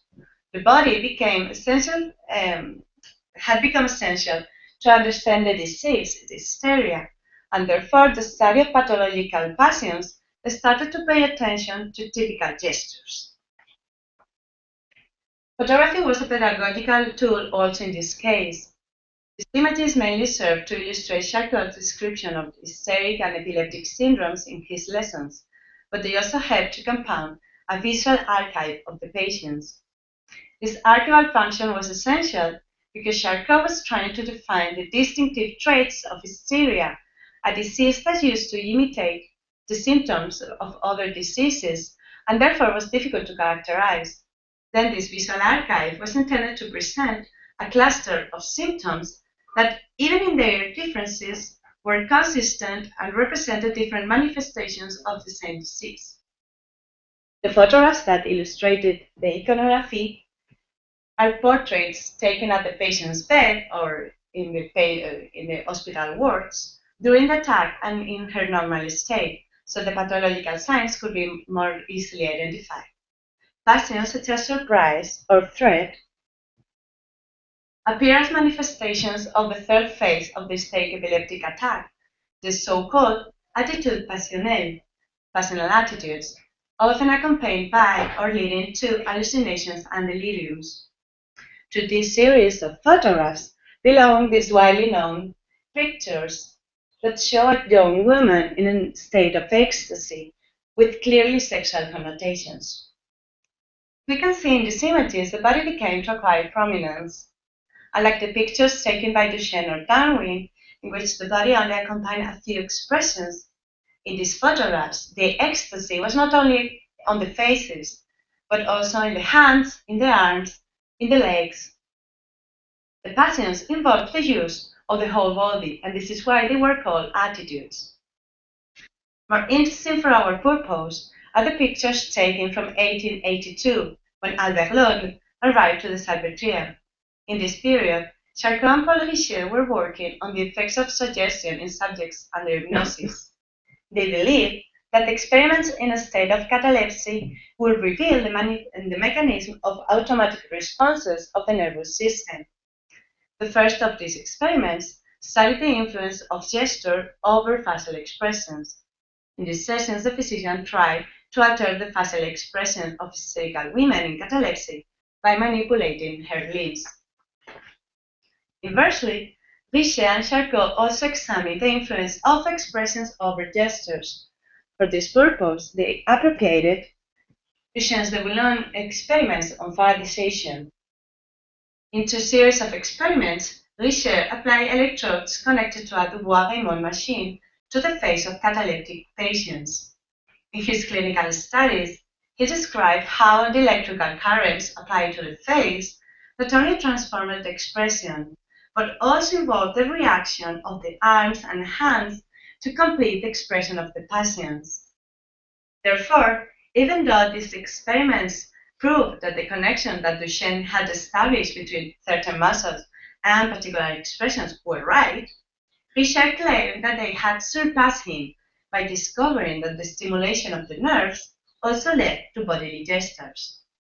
Richard also affirmed that the performance of these gestures could lead to feel the associated passions, distancing himself from Duchenne, who explicitly denied this option, and approaching instead the psychological theories of the primacy of the body. Albert Londo took the pictures that depict this experiment. Unlike Duchenne, these photographs were not focused on the face, but show the whole body in a more or less recognizable space. Moreover, despite the electrodes and the electrical machine were still visible, the body of the physician manipulating them had disappeared, reinforcing the presence of bodily gestures of the patient. However, regarding the question of movement, these pictures still belong to the tradition of capturing the instant. In this particular case, this choice was the result of the experiment itself. The poses reached by Faradization in cataleptic subjects were held by the patient until the next application of current, so Lund could take advantage of this and take the photographs in this moment. However, in regular hysteric and hysteric epileptic attacks, the gestures could not be held in time. In this regard, Lund had to deal with the same problem as Darwin did, but he reached a different solution. According to him, and I quote, "It is possible to capture the patient and to immobilize him by means of instantaneous photography. However, these pictures taken randomly only represent one of the phases of the movement, a phase that our eye might not even perceive because of its rapidity. We will obtain a document, but we cannot accept that this document alone is able to show what we have perceived. Therefore, the passage from the representation of expressions to bodily gestures involved change in the photographic uses. Unlike Darwin, Lund did not believe that the photography of one particular instant could define the gesture. From his viewpoint, as important as the instant were all the instants that led into and resulted from it. From the first sign in this little history I'm telling, photography did not aim at capturing the instant, but the movement. These theoretical principles were materialized in the pictures he took for the Nouvelle Iconographie de la Salpêtrière, like this one. These photographs were intended to depict all the phases of the hysteric attack, and with this purpose were arranged in chronological series. The concept of series became a central one in Lund's practice because it emphasizes the temporal continuity among the represented events. Photographs stopped being isolated items and became fragments of a process. This composition of instantaneous pictures gave the impression of movement. However, they were still random instants. According to Lund, these plates were not enough, and I quote, "We will have to use graphic methods of recording or special methods in which photography will give successive images reproducing all the phases of movement." This special photographic method was chronophotography. Chronophotography was a method to produce successive images at very short intervals of time, invented by the Anglo-American Edward Muybridge in 1878. The first mechanism he developed consisted of the synchronization of the shutters of 12 cameras. Thanks to this procedure, he was able to record gestures that were invisible to the human eye because of their rapidness, such as the legs of the horse trotting. The resulting images were widely published in America and Europe, and in 1881 he traveled to London and Paris. This last trip helped to consolidate Muybridge's fame and facilitated the encounter between Muybridge and Étienne-Jules Marey, a French physiologist working at the Collège de France. Marey had already designed several graphic methods to describe the movement of animal and human beings, and was also interested in recording movement by means of photography. After this encounter, also in 1881, Marey opened the Station Physiologique, where he developed his own chronophotographic photographs like this one, with the assistance of Jacques de Meny.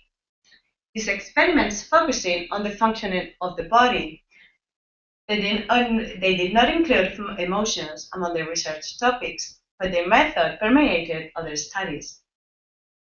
Paul Richet and Albert Lund reinterpreted these chronophotographic experiments at the Salpêtrière. In 1895, Richet published his Physiologie artistique de l'homme en mouvement, in which he presented physiological analysis of the movement of the human body. Based on his previous studies on anatomy, this work examined both the physiology of movement, that is, the mechanism of the muscles and the bones, and the external modifications produced by physiological changes in muscles. Artistic physiology was illustrated with chronophotographs taken by Lund, like this one. Following Marais, Lund constructed a multi-lens camera provided with 12 objectives. Neither the speed at which the shutters were closed nor the exposure time were fixed, but were calculated in relation to the duration of the movement. So this technique allowed a more flexible approach adapted to the condition of each situation. The movements studied in this treatise included walking in normal and pathological ways, jumping, going upstairs, downstairs, running. The emotions and passions were not the object of their analysis. However, as we had seen at the beginning of these presentations, passions had not disappeared completely. As part of the physiologic modifications experienced by the muscles, Fischer included the démarche expressive, the expressive walk. According to him, men often walk while pursuing another goal, different at the very act of translation, and this goal modifies the walk. A similar thing happened in the case of passions. As Richard remarked, and I quote, "The walk will always reflect the passions of the man, and depending on whether he is lazy, enthusiastic, sad, happy, humble, or proud, the walk will acquire particular signs." Unfortunately, he did not extend his analysis further. He recognized that a proper analysis will have to include the study of the expression of emotions. But in spite of this, he gave two examples of how passions had influence over walk, the enthusiastic walk and the sly walk. To this series of studies belong the picture on Skate with Terror. Though it did not illustrate this text, it is very probable that it was made with the same interest because it was made in the same year. Although neither Richet nor Lund supported any particular theory of emotions, at least that we know, this picture materialized certain ideas that we can analyze. In the first place, they assume that the passions acted over the whole body. This statement refers to the previous work, and in particular to the experiments in privatization, where they had demonstrated the power of bodily gestures. Secondly, these pictures consolidated the trend started at the Nouvelle Iconographie, the need to represent as many phases of the movement as possible in order to capture it. In these photographs, Lund denied that one isolated instant could embrace the whole gesture, and therefore that the embodied passions could be reduced to one particular instant. In the history we have seen today, from the capture of the expressions held in time to the capture of the movement of the gestures, the focus has changed from the face to the body. In fact, in Lund's chronophotography, the facial expression was not relevant at all. Richard did not describe it in his work, and it was hardly visible in the pictures. But the face also vanished in other cultural manifestations of the 1980s, more interested in the expression through bodily gestures and movements, for example, in the choreographies of the dancer and scientist Louis Fuller. It could seem that the reason of the disappearance of the face was the technical impossibility to record its movements, slighter than those of the body. However, in 1891, Devenir, the assistant of Marais, used chronophotography to record facial expressions. In particular, he made chronophotographs of the movements of his lips while he was talking, what he called the living portraits, or the photography of the work. The resulting photographs we can see, there were two series of self-portraits saying Je vous aime and Vive la France. Despite the Feminist technology allowed the study of expressions in movement, it was never applied to the motions. The chronophotographic tradition led to cinema, but there is no trace that neither chronophotography nor film was used to investigate the expression of emotions until the interwar era. In fact, even the physiologist Charles-Émile François Franck, who took the chair of Marais at the Collège de France, did not follow his mentor. At the contrary, he illustrated with pictures taken from Duchenne, Darwin, Boré, the courses he taught on the expression of emotions between 1901 and 1902. So to conclude, the purpose of this history has been to provide with materials to rethink past and current conception of emotional expressions, but showing that photography is not a neutral value technology, but has the power of constructing knowledge. Besides scientific theories, the different uses of photography at the turn of the 19th century were at the origin of ideas on the expression of emotions that become essential in their understanding. In this regard, the main assumption was the understanding of facial expressions as the privileged locus of emotions, and their characterization as singular, still paralyzed instants in which all traces of movement had disappeared. The historian Ruth Lace has shown some of these ideas are still alive and are used with political aims, such as the fight against terrorism. This is why I think it's essential to go back to the 19th century, where these assumptions were originated, but also challenged by people like Albert Lund. His understanding of bodily movements as the privileged signs of embodied emotions not only demonstrates that the standard account was in fact challenged and questioned at the time, but also how reductive this account is. Thank you very much.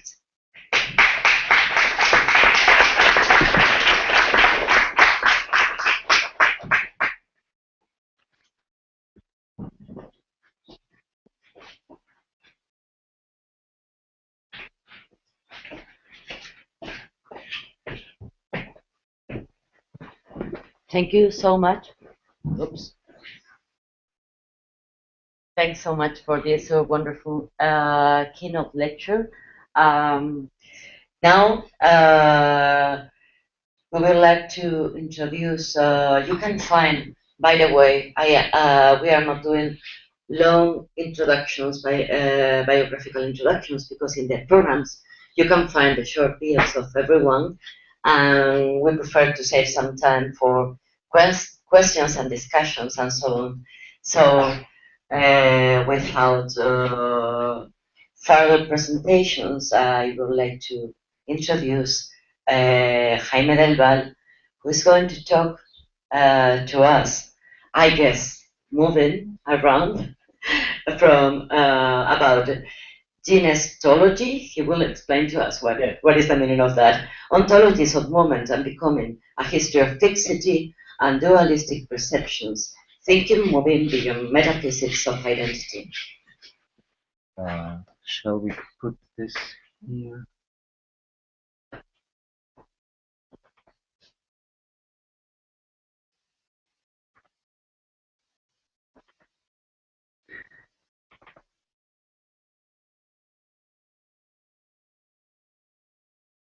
Mm-hmm.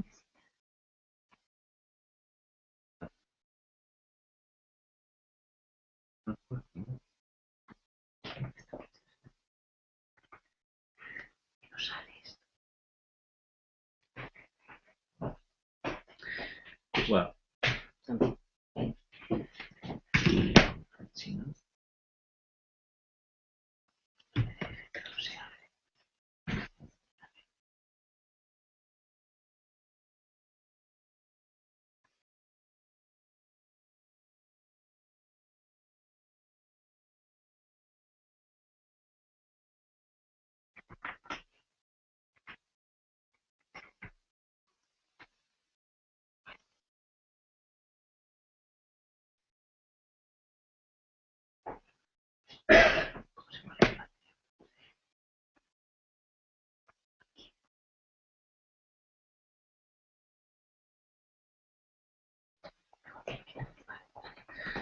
okay. So thank you Um,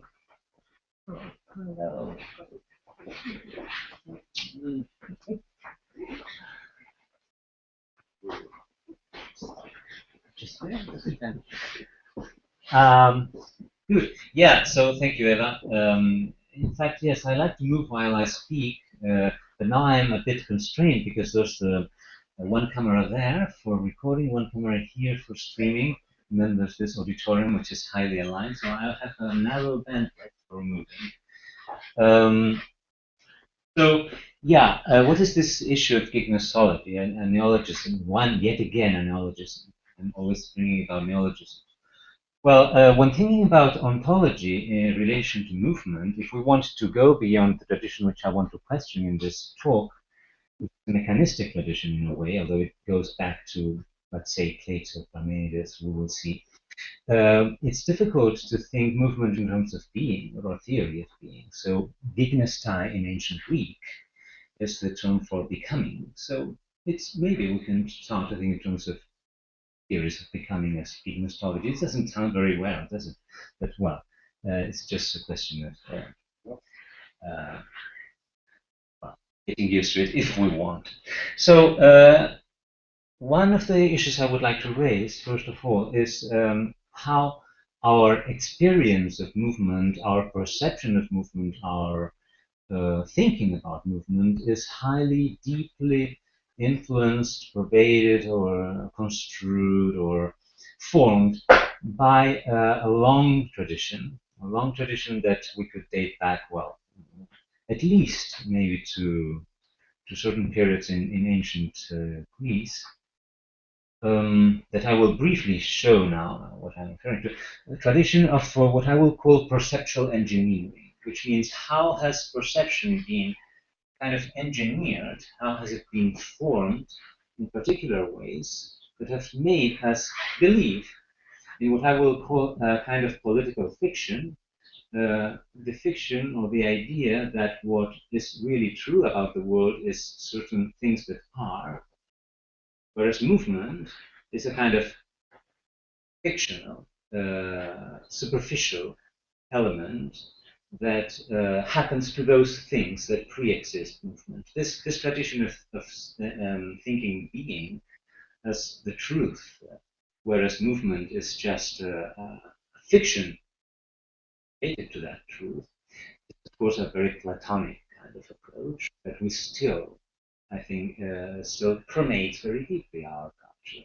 But I would like to propose how this has been construed or formed, not just in terms of philosophical discourses, but through specific technologies, through specific forms of embodied kinetic alignment. So how bodies have moved in the world, how bodies have been aligned and choreographed in terms of architecture, in terms of ubiquitous interfaces. We will see a long, infinite genealogies of how movement has been choreographed so as to perceive the world in terms of focusing, fixing perception and focusing on the illusion of being, on the fixity, the illusion of fixity.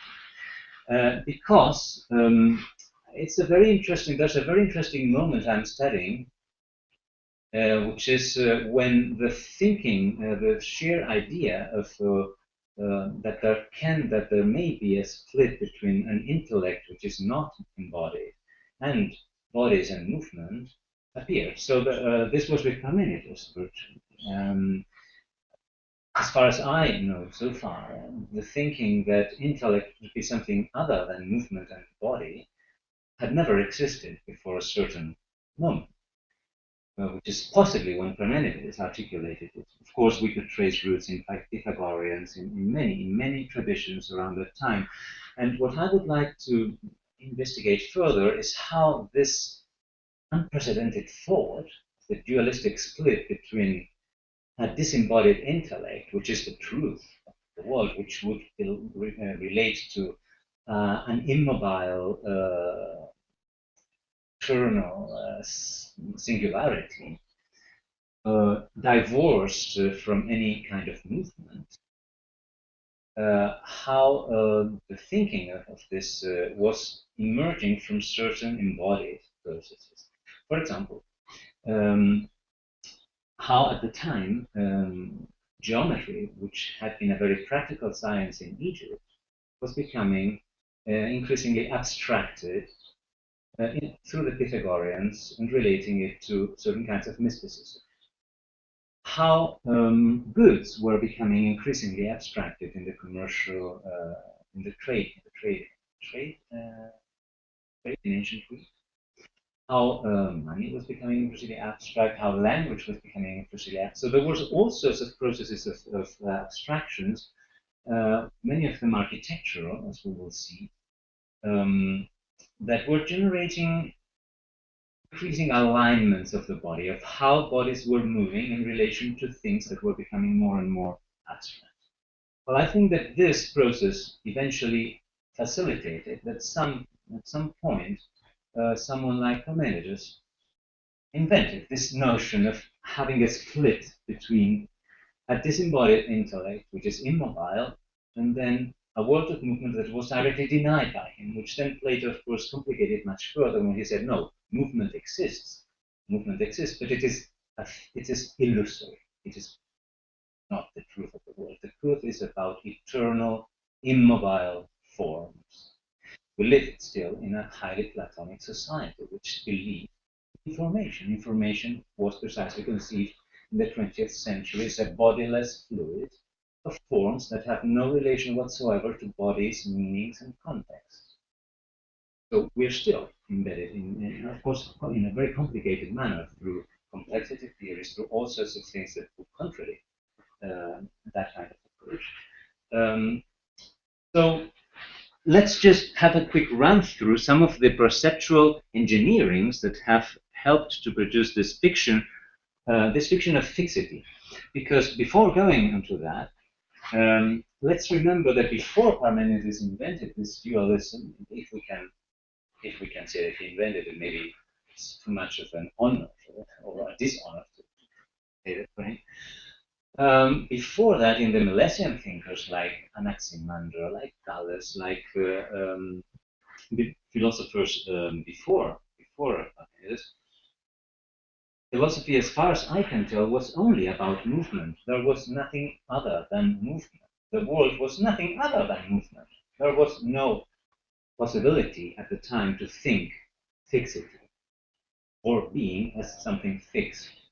So thinking was just about thinking movement. And suddenly this idea that fixity would not only exist but be the truth appeared. And I'm very interested, for example, in how, according to some scholars, Parmenides practiced certain shamanic practices of patient. These were very bodily acts of immobility that were practiced in caves and through which certain altered states of consciousness would be achieved for part, apparently, of the rites related to Apollo. So I wonder how this embodied practice of immobilization had to do with how he proposed this idea of fixity as truth. So from geometry, the increasing abstraction of geometry, how this has, of course, informed architecture at large, I would like to speak a little bit about a crucial turning point, which is the birth of perspective in the Renaissance, which is, here you see a clear technology of perceptual fixation. It's very noticeable how the painter has to fix the eye. Fix the eye with regard to a frame and a grid that allows to generate, for the first time, an algorithmic vision, a rationalized vision, which is exactly what is going on nowadays in every radar, in every control technology that we know. Even when we have sensors that are being tracked, the sensors become part of the grid. So even other sensing modalities that are not visual are captured into the grid of rationalization. But this happens only as far as there is a fixation of perception, or I would say a choreography of perception that tends towards fixity. This for me is a crucial turning point. I think, for example, that Descartes would have never been able to think about his subject-object split if the Renaissance had not invented 2 centuries before the perspectival window. So this literally generated this fixed observer, which seems to be outside the world, an abstract mind, and then to the other side of the window there is the objective reality of the world that is observed from nowhere. But this is a perceptual fiction generated by a specific technology. And now every screen that we have around us nowadays is kind of reproducing that in many ways, in many complex ways, like our computer windows. Also with the visual manual alignment, manual control related to vision. So we have kind of embodied this dualistic alignment of perception over centuries. Also, of course, the invention of the camera obscura was part of this process at the same time in the Renaissance. It's about rationalizing vision. For me, it's about a process of militarizing perception. It's about reducing perception to traceable points, lines, and planes. Allow you to measure whatever falls under that grid and under that field. Of course, this becomes complicated with increasing abstractions of geometry and mathematics, with Cartesian coordinates, with the expansion of these paradigms of measuring reality in every direction and every scale. Here you see the alignments of Renaissance perspective applied in ergonomics. And of course, ubiquitous cameras are part of that process.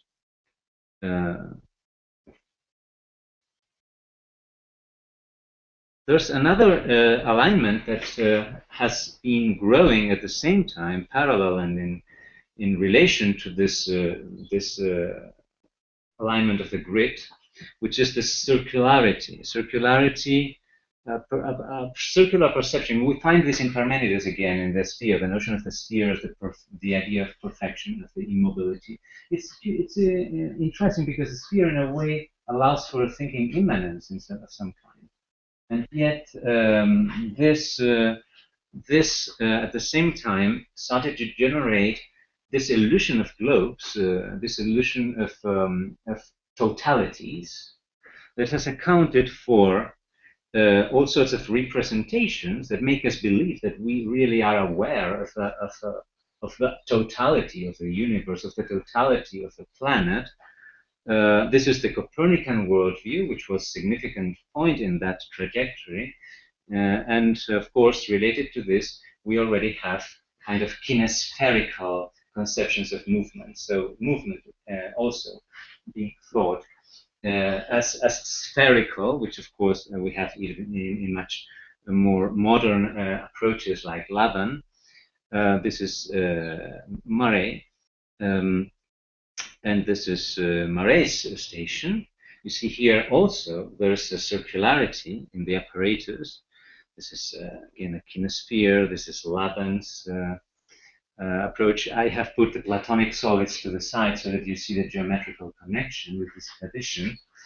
And of course, in relation to these spherical, this is the panopticon, the famous panopticon that Foucault has extensively theorized as being a paradigm for certain kind of surveillance and disciplinary society, which is part of these perceptual alignments that have to do with spherical forms, and which I trace back at least to when Pythagoreans started to place the sphere as the most perfect abstract geometric form, which was an invention, of course, a very crucial one. So spherical alignments become entangled with linear alignments and dualistic alignments of many different kinds.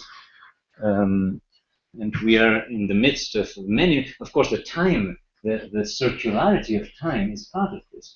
And the circularity of time would be unthinkable without the actual circularity of the sphere of the clock, which is part of it's the technology that allows to think this fiction of time as a circular, immersive kind of control technology that allows to divide time in even items that allow to trace you in time as well, and to place movement in a measurable timeline.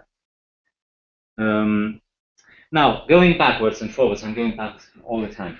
This was a crucial moment as well. The birth of Greek theater architecture, which I call the moment in which there was the capture of Dionysus. So around the 6th century before Christ, there was, when the Greek polis was really growing, and we still had before this Dionysian choruses, which were nomadic or orgiastic choruses, in which there was no split yet between the chorus and the audience, between the actor and the chorus, between so there was still not this architecture. I think there was a need to capture those nomadic choruses into an apparatus, and this is the most phenomenal perceptual machine invented by the Greeks, as far as I know, where you have already the circularity, the linearity, and the dualistic split between the audience and the stage. So here already we have these perceptual machines that pervade still today. This is Epidaurus.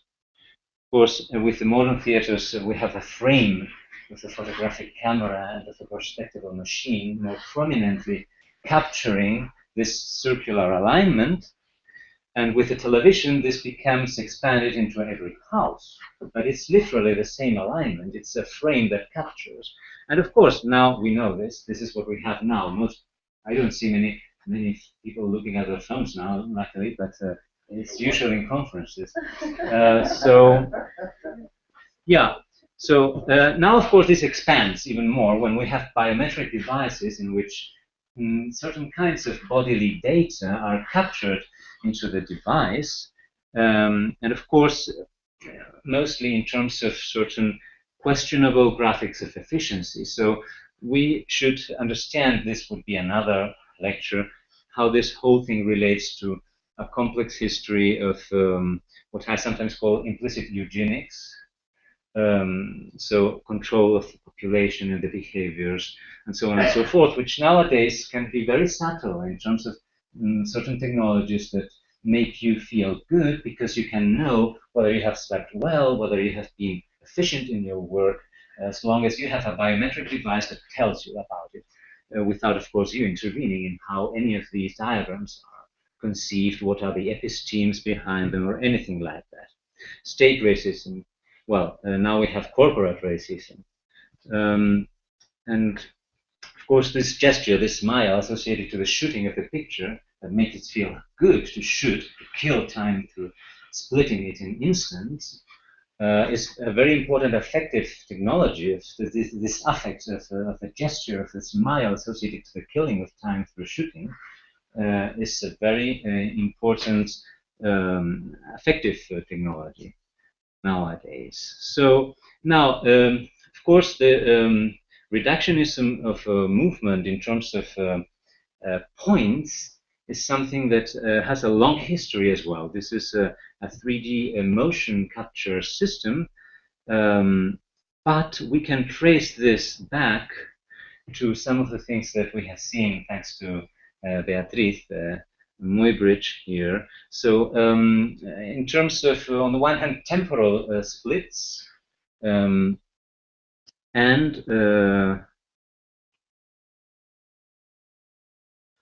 also skeletal splits, like the discretization of the body into a number of measurable points, of abstractions of the body into points. Now, funnily enough, we find these abstractions even in very wonderful artworks of dance of the 20th century, like Merce Cunningham's Life Forms, which still has this mechanistic paradigm of looking at the body from an outside and reducing it to points seen from an outside. We will see maybe now an approach of how to rethink movement from the inside, which is maybe going to afford a very different kind of approach.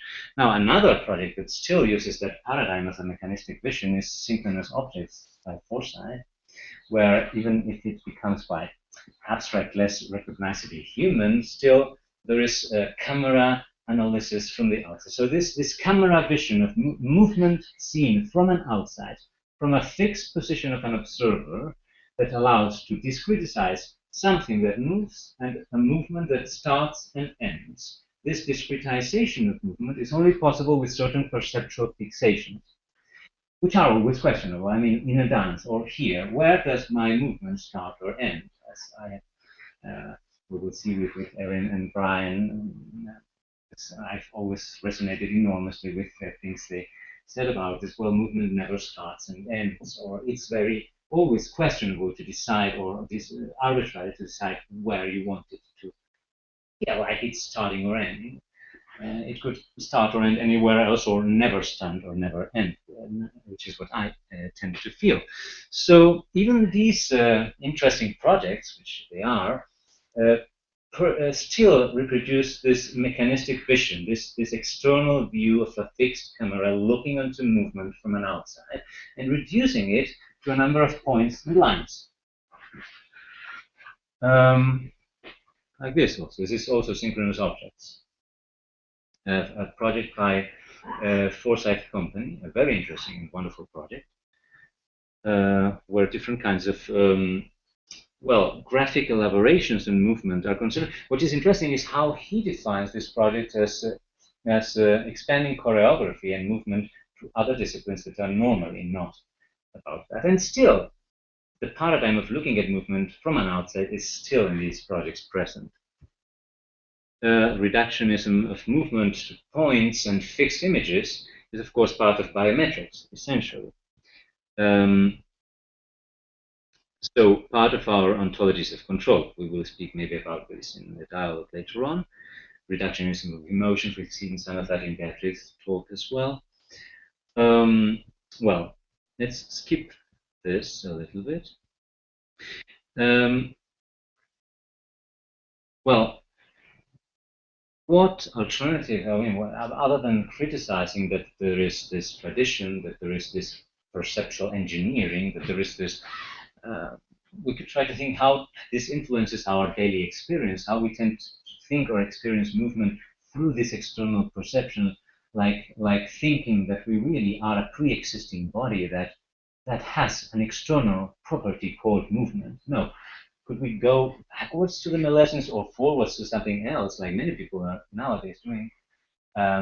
Some people. In trying to rethink movement as a very ontological or gymnastological stratum of our lives, rather than being a mere external property, as this Platonic tradition has made us think, that it's an illusion based on something that pre-exists. Well, I guess there are many ways of rethinking this, and Metabody will hopefully try to go beyond these geometrical abstractions and try to think movement in other metakinespherical manners. Well, we don't have really time now to go into this, so we'll leave it for the discussions. Or for, of course, all of you are invited and will hopefully be participating tomorrow and after tomorrow in the meeting of the Metabody partners in Media Lab Prado, and we can expand on this, hopefully. I will also be showing this metakinesphere metaformance on tomorrow in a street intervention. A little homage to Lloyd Fuller, by the way. So,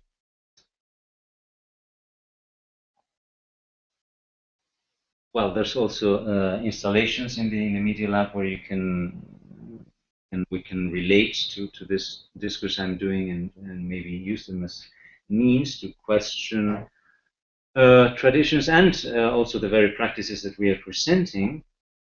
And the Microsexes project, which I will be presenting in a format of one-to-one encounters in home services next week. So if any of you is interested, you can ask for a service, a private service, can be a hotel room as well, or you can come to my own consulting room every day at 11 in the evening.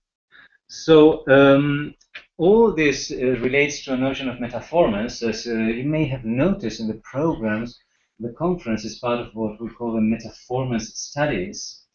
Of course, you know, maybe some of you know that there's a certain tradition of performance studies. This is already quite established in the academy.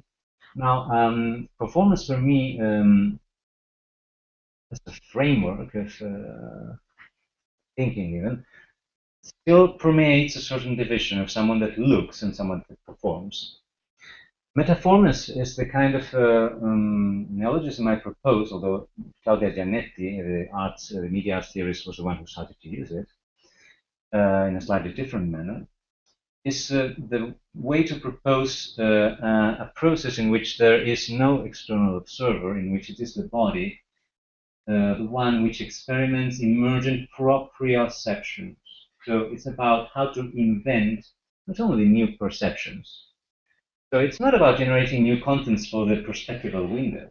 I think for me, we have had enough of that. I mean, whoever wants to do that, more of that, I'm sure many interesting things can still be done inside the frame. But I would like to at least introduce a possibility, as many people probably have been doing in many different ways, to not just work inside the perspectival window frame, but undo the perspectival frame altogether and induce perceptions that have perhaps nothing to do with that kind of fixation. So how to move perception in new ways, which means how to generate new proprioception. So proprioception can be one of the ways to think movement from an inside rather than from this mechanistic outside. Proprioception would be, at least in one sense, the internal sensation of movement of the muscles, although it could involve eventually every other sensing modality. Now, the interesting thing is that if you start trying to feel now, here as you sit, how your micro adjustment of postures are happening as you listen to me, well, can you really reduce them to trajectories, to points, to lines, to planes? Are they reducible to a visual representation? If they are crossing all sensory modalities, can they be reduced at all? So I would like to explore in Metabody this quality of proprioception from the inside of the body as irreducible to quantification. So how can this provide a rethinking and re-experiencing of movement that moves away from this mechanistic tradition? I don't think that this mechanistic tradition is a condition. I think it's a condition given by a certain dominant tradition. We could well do away with. Of course, it might take a few millennia to do away with it, but it certainly is not a condition for life, so to speak. We can invent many other kinds of technologies of movement and of philosophies of movement, of thinking movement, whereby, for me, thinking is moving and speaking is moving. So there's for me no difference whatsoever and no essential split. Movement for me is a gymnastological kind of substrate for everything that emerges from it, which is from everything. So I think I will stop here, and we can continue discussing these issues in the coming sessions. And now, what is the? Now we need to continue, and then we have some discussion. Okay. So you. Yeah, I do. Thank you. Well, sorry, but we have to say thank you to Jaime. He was wonderful. Please, I would like to call here Inés Alfonso Lopez and Catherine Mills.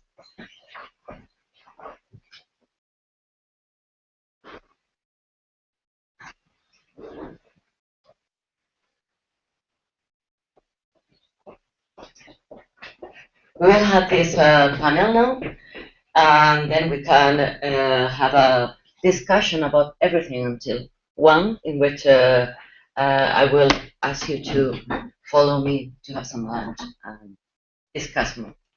You have to say, gente, presentarte aquí, entonces, pero soy la segunda. Ay, verdad, sí, sí. Y por eso yo estoy aquí, ¿no? Sí, muy bien. No, ponte aquí. Yo voy a estar sentada allí. Ya lo sé. Porque si no, no veo nada. Pero yo me siento aquí. Tú te sientes aquí y ella se siente aquí. O lo que ella quiera. Te pones de pie. Ya, bien. Lo que tú quieras. Bien.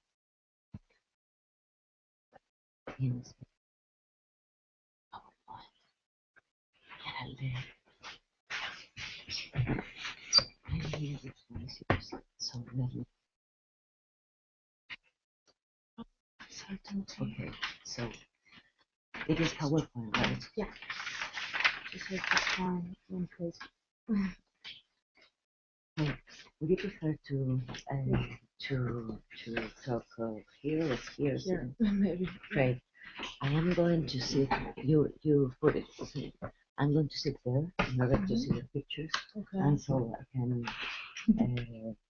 Okay, okay, of course, yeah. So you can use this microphone. Okay, thank you.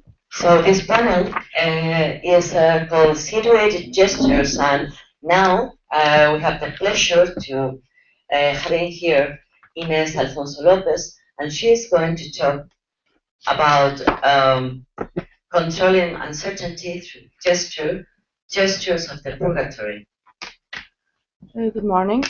I will try to demonstrate how the religious gestures, particularly the gestures and movements connected with the belief in purgatory and the need of expurgation, aiming the health of the soul, work from a system of religious social control with generated and reproduced gestures, movements, today still present in our habitus.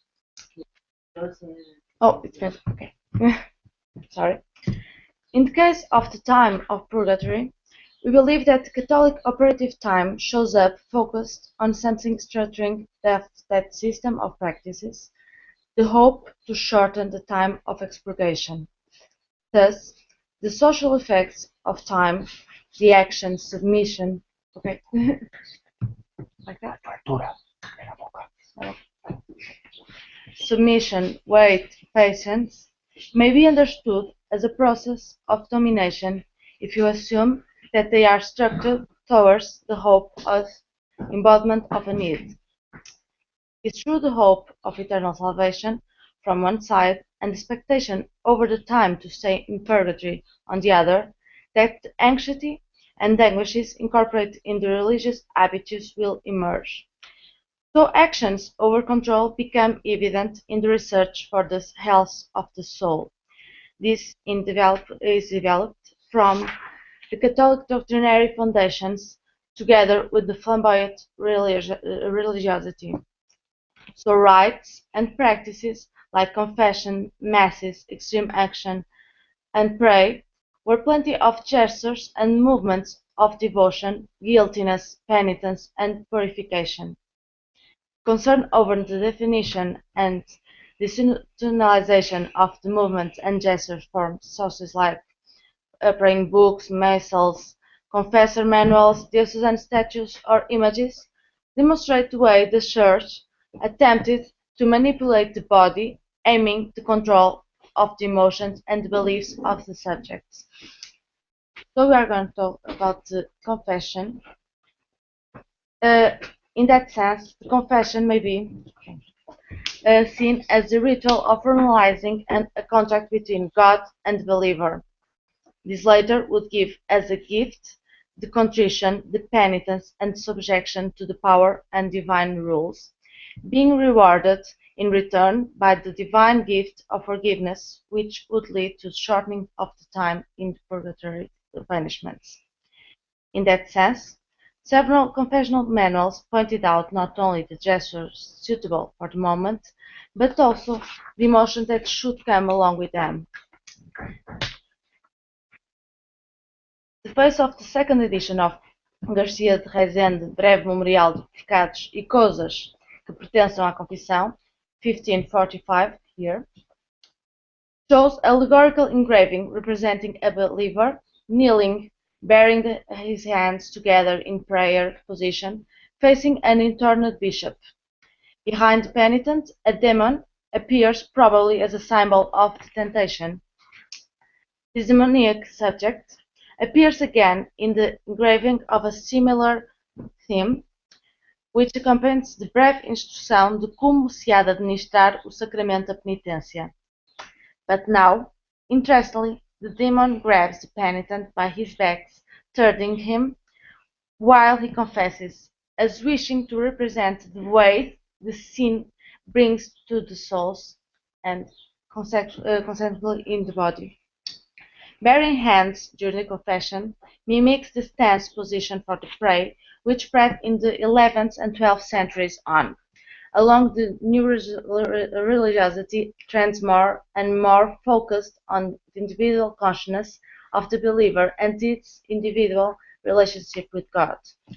Also, the Summas for confessors pointed out that the penitent's face should not be facing the priest, but his flank, because he was the personification of God.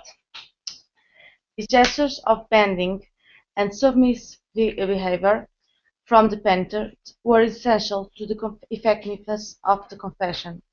According to Catholic Catechism of Pope Pius V, consider that the shame of the confession as a restraint to the greediness and the desire for sin, and restraint the evilness, therefore being an essential tool over the control of the souls. Then there was the moment of the Mass.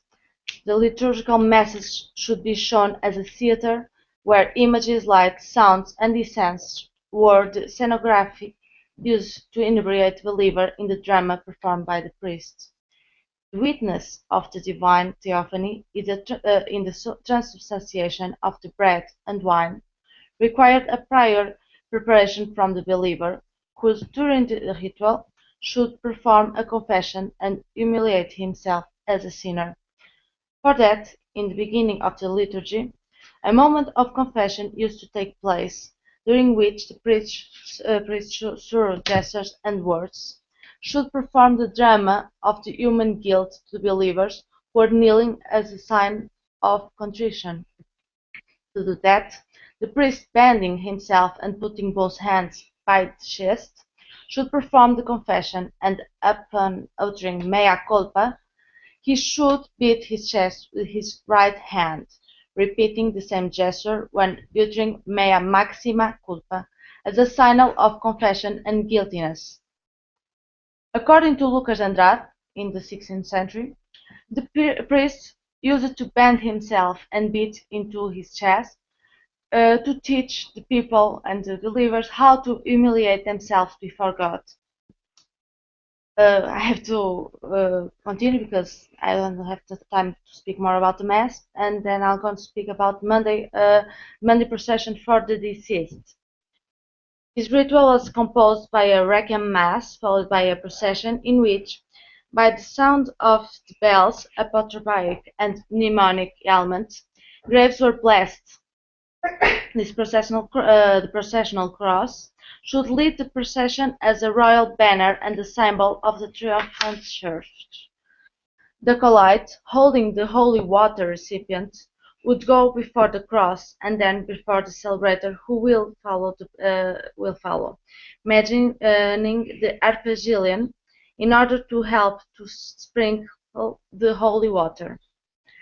The celebrant, after praying the Pater Noster, would take a spagulum from the hand of the diacon, sprinkling through a cruciform movement the holy water over the graves, saying all the verses and prayers of the book that the same diacon would present to him by the left. Then he would get an amen from the chorus, after what he will proceed the following stations, repeating the same blessing procedures. The blessing of the graves was considered essential to achieve the feeling of protection and appeasement, and furthermore reinforced the rule of the deceased as a part of the community. The concern over the regular sprinkling of the holy water, a apotropaic element used to scare away the demons, from the gesture of the cross over the graves, shows the importance of the main sign of the Passion on the Western Christianity. Use of the sign of the cross had not only properties of blessing but also apotropaic meaning. That is why its large propagation and constant repetition whenever it's needed. Then the anointing of the sick. It's a great spectacle. Here a description in French. In this sense, the knowing of the sick as the last sacrament worked as a petrifying mechanism performed from the Flaming aesthetics and with in which gestures, images, and lights sought to fight the demons and override the chaos created by the dead. When inside the room of the sick, all the bystanders would kneel. Then, upon receiving the cross from the hands of the acolyte, the priest would show the same to the sick person, saying aspersorium, and sprinkle the holy water in a cruciform manner over the sick. The bystanders and the room and all the environment saying ethem asperge. At that moment the confession of the sick would take place, after what the administering would grab the recipient with the holy oils with left hand and wet the thumb of the right hand, anointing the sick person while repeating unctione each time a member of the body was anointed by the sign of the cross.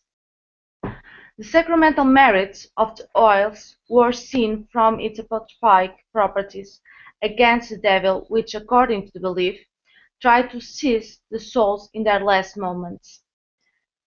Once again the protection was added by the protropic and sanctifying power of the sign of the cross, aiming a reinforced protection. At the same time, it was believed that anointing the sick helped to fight and even extinguish the temporary punishments from the sins, reducing the time spent in purgatory. Gestures and sounds drinking for the souls. Okay. Yes, sorry. The ringing of the bells is closely linked to the reproduction of social rhythms of populations. Defined collective time for centuries, the ringing of church bells coordinated the experiences of the communities, compassing, from their varied tones, the key moments of the day-to-day. The reverberation of bells activates a series of gestures previously incorporated by the subjects. Thus, the socially informed body of the subjects was stimulated by the sound of bells to play gestures of prayer previously internalized from the learning of the similar same song. In that sense, through mnemonic activation of ringing of the bells, the habit of the daily prayer was a complementary mark of Portuguese soundscape and of the people's habitus. Idea clearly illustrated by César Sarruru in his description of a trip he did to Lisbon back in 1713. This traveler noticed that, with surprise, the effect of the ringing of the bell at noon had on the population was in the Terreiro do Paço.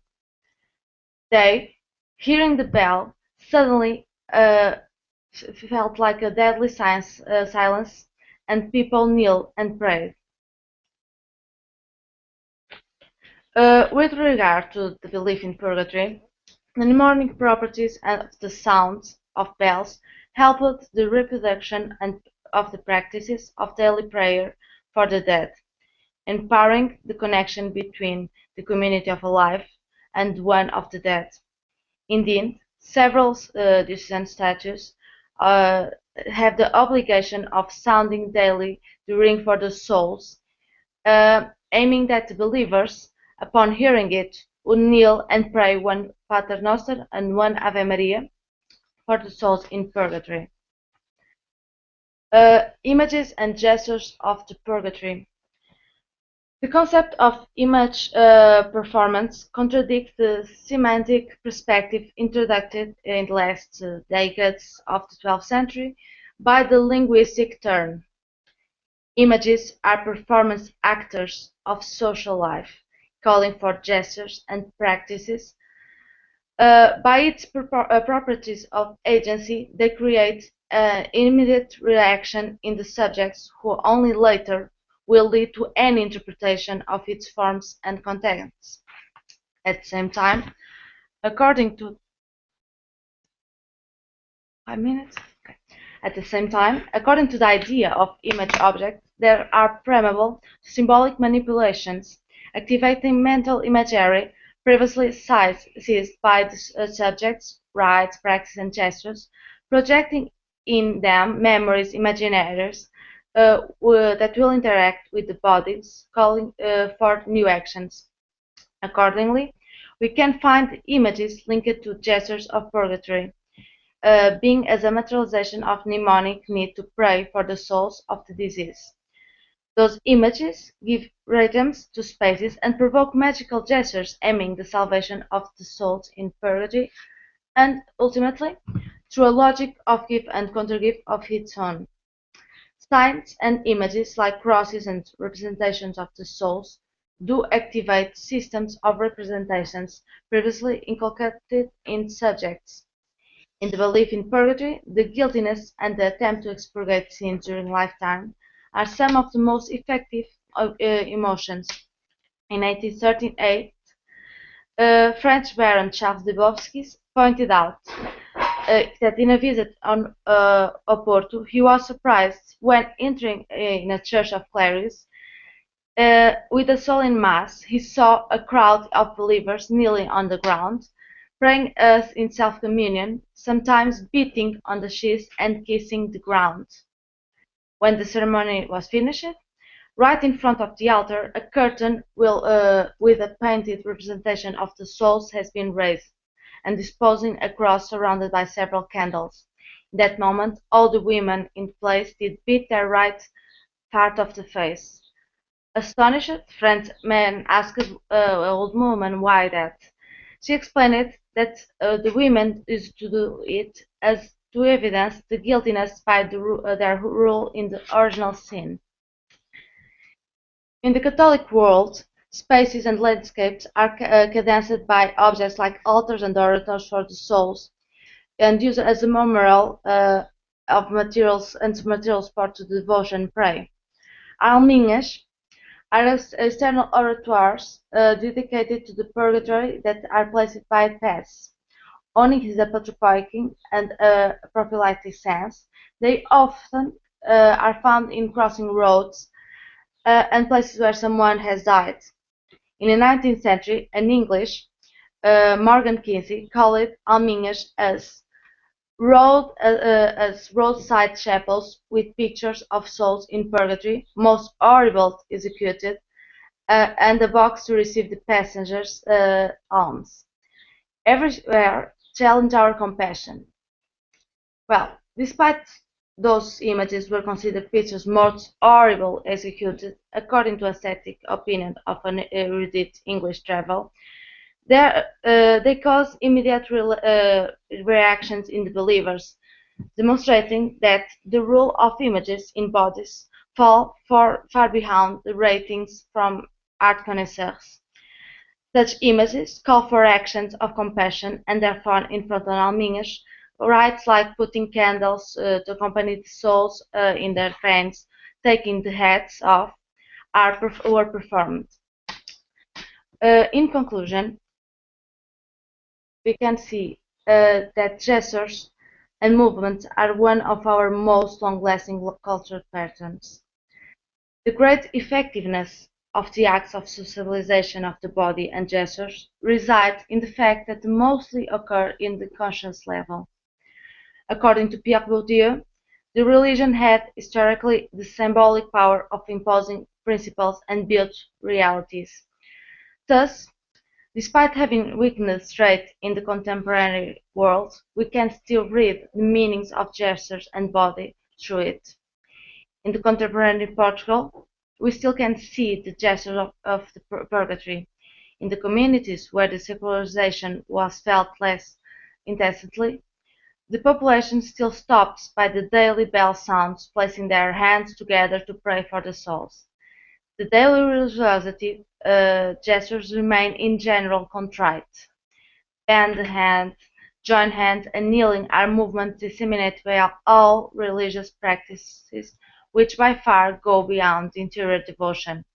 These are remains of a progressive corporal socialization of the signs of guiltiness spread by the medieval and modern church, aiming to control the emotions and actions of the believers who searches for the salvation of the soul. We still can see men, whenever passing by an alminha, taking off their hats, bat the head and pray. Also, we still see women placing candles in these altars, praying the way they've seen their parents and grandparents do. Quoting David Friedberg, to speak of automaticity is to speak of the human condition. Indeed, still today, believers keep reproducing the gestures they saw someone doing, yet without a clear notion of the doctrinal reality that they were built from. Have only a vague idea of the belief beyond the action, they act before a mnemonic stimuli like bell sound, images, or gesture from the priest. Like Jérôme Bachet said about the images, these are the lasting attributes of the ephemeral rites. When placing themselves before the alminhas, all oracles of souls, what they see is a representation of the purgatory, where the souls, that they also one day will become, are suffering in the fire, sometimes hiding the face with the hands as a sign of shame, others stretching arms to God, writhing in pain, but mainly with their hands together praying.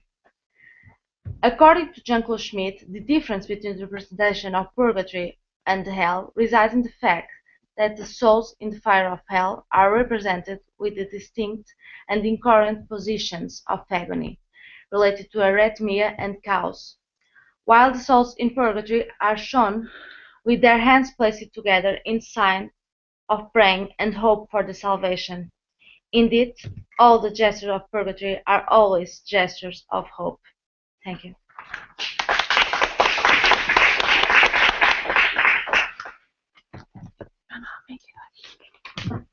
Thank you. Now, can't hear me with this.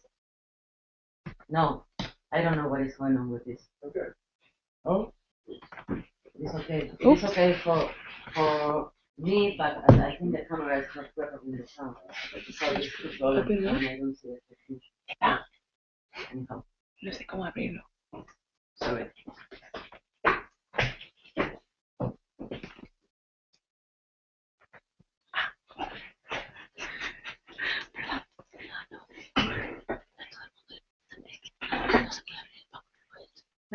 Eso no es PowerPoint, no pasa nada.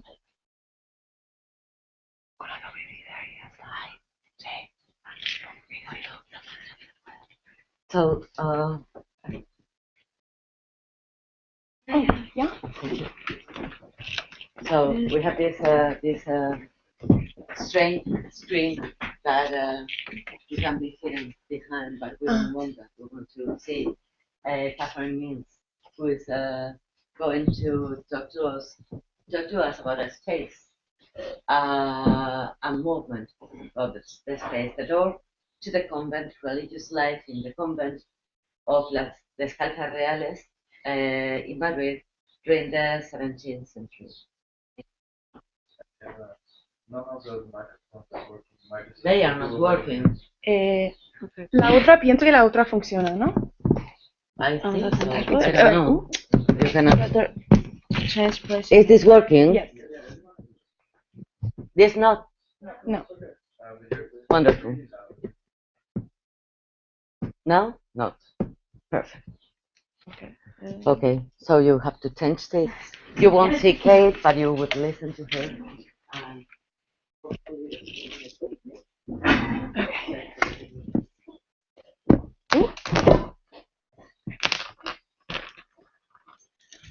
Good morning. It is my pleasure to be here and to present the first findings of my master's thesis. And I'm also really thankful for all of the efforts that our organizers put in planning this event. Traditionally, the female convent has been viewed as an isolated retreat from the secular world.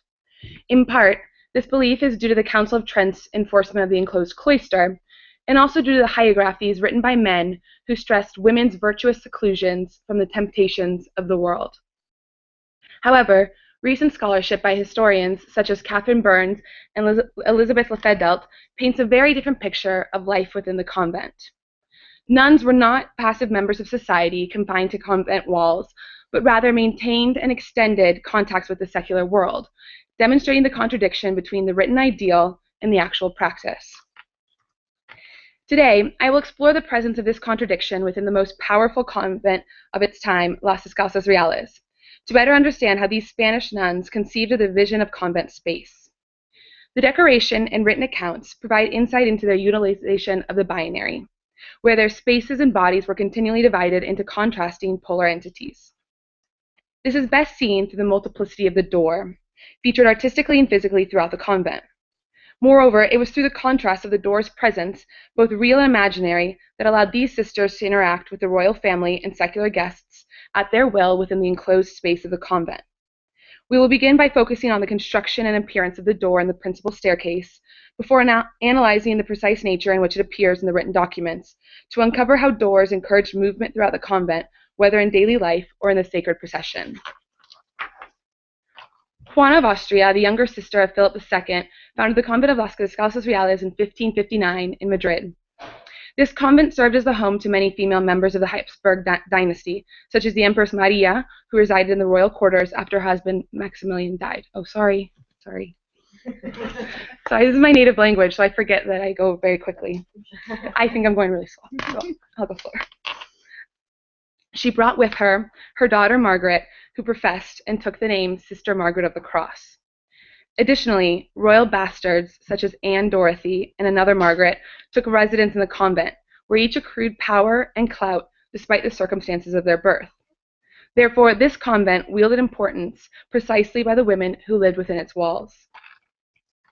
For her convent, Juana chose the palace of Charles V's treasurer, Alonso Gutierrez, the place, as many scholars like to mention, in which she was born. For the sumptuous palace to be converted into the convent, historian Maria Ángeles Tuajes Roger explains that the old quarters on the upper floor were converted into chapels, whereas the royal apartments, for use of Juana and the other members of the Habsburg family, were placed directly behind the main altar of the church. This positioning of royal apartments follows the example of many other Spanish convents, such as that of Las Huelgas in Burgos, demonstrating the royal desire for constant communication with the divine presence. The last room of these royal apartments, the Sala de los Reyes, was technically included within the cloister, allowing the nuns to interact with the members of the royal family. Access to this room occurred either through the secular patio or through the principal staircase, located in the heart of the cloister. Throughout most of the 17th century, this staircase was visible to all who stepped within the complex. However, the upper patio was enclosed in 1686, and the lower patio followed suit in 1773. Staircases throughout Spain and the Iberian Peninsula were considered to be the second facade to the building. As such, they are personal declarations by their owners of the grandeur and majesty of their home. The same can be said about this staircase, which is covered from floor to ceiling with rich frescoes. We can decisively date this decoration to 1661, thanks to restoration projects completed by Patrimonio Nacional in 2010. Thus, these frescoes reflect the will of the religious society who commissioned their installment, and the presence of 11 doors throughout this staircase exhibits the characteristics with which these nuns understood the possibilities of movement throughout the religious complex. There are 3 types of doors represented in the staircase: real, painted, and hidden, as our figure displays. The majority of these doors are real and painted with reflections and highlights that imitate golden adornment, like this door. These additions were not included merely to acquire a sumptuous quality to the space, because they could afford to use real gold if they so desired, but rather they were to include the real doors within the artistic program, further blurring the lines between what is real and what is not. This concept is reinforced by the inclusion of painted doors within the frescoed scenes. I will only focus on one of the 4 doors, which appears at the beginning of the second ramp of the staircase. Here, the door sits perfectly to the side of a corridor filled with jumping cats. Anne-Marie Jordan, an expert in the figure of Juana of Austria, notes that Juana always had a lapdog with her, like her portrait previously shown. Other royal women, such as the Empress Maria, had animals with them in the convent, proving that these cats were meant to extend the actual space of the convent by depicting images with which the nuns had continual contact. As Ernst Gombrich, a psychologist of images, relates, imitation does not solely reflect the skill of the artist, but rather the mental capacity of the spectator to comprehend the artistic image. By placing this door opposite a real door, the artist forces the viewer to decipher which of the two is actually real, separating those with and without personal knowledge of the space. The contrast between these two doors is further exemplified by the presence of two hidden doors. Fake architecture painted onto the walls continues over both of these doors, obscuring their presence within the scene. Yet balustrades, like this one, constructed in front of each, accentuate their presence, creating a constant polarity between that which is hidden and that which is shown. The first one of these two doors leads to the right of the refectory and leads to the oratory, meaning that the decoration does not cover a secret passageway. Instead, the illusion breaks down as soon as one climbs the first step, something that every nun who read from the Book of Saints would have known. Therefore, all the visitors who did not partake in communal religious events, such as daily meals, miss the presence of this door. The other door is located to the left on the ground floor, leading towards the interior of the building. Although the balustrade is still constructed in front, it solely provides symmetry to the entire scene. Thanks to a meeting with the conservator Ana Garcia Sanz, I can confirm that this door leads to a closet, meaning that it does not permit passage to another space in the convent. As a consequence, we can conclude that these hidden doors demonstrate the necessity for the spectator to see the possibilities of a given space, even when they are covered with layers of paint. The trick presented by these doors is heightened by the constant symmetry, which forcibly aligns the various types. As soon as the spectator examines a space, the illusion dissolves, and she is able to distinguish the veracity of the images presented. This conclusion means that one must spend ample time examining the space, something that only the nuns who daily climb these stairs had the possibility to do. Therefore, these doors, in their three states, imply that a normal visitor could not have instantly perceived the various spatial solutions that this staircase offered as a nun could have. In these last few minutes of my presentation, I would like to turn our attention directly towards how the door functioned within the convent. Gaston Bachelard, a French theorist, comments that a door is an entire cosmos of the half-open, meaning that although contrasts of closed and opened exist, there is always a point in which the door is slightly ajar. This binary of outside versus inside can be readily seen in the protection of the cloistered door within the royal rooms. At this juncture, according to Juan Palma, a nun sits on her side of the door, preventing anyone from venturing into the convent, while a lady in waiting sits on the other side. When the door is closed, these two worlds coexist separately. However, as soon as it opens, the lines are blurred, and no longer do the women exist in only one space. Such is the case during the mortal sickness of the Empress Maria. She was restricted to her personal bedroom, which was just beyond the Sala de los Reyes. Since her daughter was a nun in the convent, she was no longer able to enter this private room and care for her mother. After petitioning the Pope, the limit of the cloister was extended to include this personal room, permitting her daughter to enter through the prior cloister door and into her bedchamber. As a consequence, the nuns petitioned the Pope to sanctify any and all demands they desired for changes to their space, proving that spatial values were not fixed and could be rearranged by merely opening a door. The door also appears in written testimonies as permitting passage to the religious world, marking the moments of the devotional procession. The nuns recorded many of the processions that they celebrated throughout the year in manuscripts that were used to teach the new novices the practices of convent life. These manuscripts are useful because they allow the nuns to speak for themselves about their space and their daily practices. They describe changes in their cloister, especially those of the chapels, by installing ephemeral decorations such as candles, flowers, paintings, and incense to highlight the day's particular route. These seemingly small touches prepared the space for the procession, which was only accessed by passing through the threshold of the door. Moreover, the binary concept used to organize space was made physically manifest through the corporeal component of the procession, where these women traveled in two single-file lines. When they arrived at a given position within the convent, usually a column or corner, they paused and formed two separate groups that faced one another, where they then intoned specific psalms. A nun belonged to only one of these groups and was marked by her association to that group. What she sang and how she moved throughout the space was defined by her association to that specific choir. This pairing of left and right emphasizes the duality that the space acquired throughout the entire processional experience.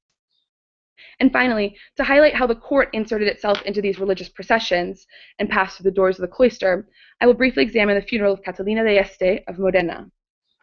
On January 26, 1628, soon after Catalina died, the community of Las Descalzas Reales celebrated her funeral. An anonymous account describes all of the activities performed by both the convent and members of the court. Initially, our author mentions all of the grandees in attendance and the particular order in which they were seated in the church, which was also the order in which they would join the procession. After Mass, the grandees followed behind the church leaders, passing through the secular door to the secular cloister, which is to the right of the church. They then joined the community at the choir, where the nuns became the leaders of the procession.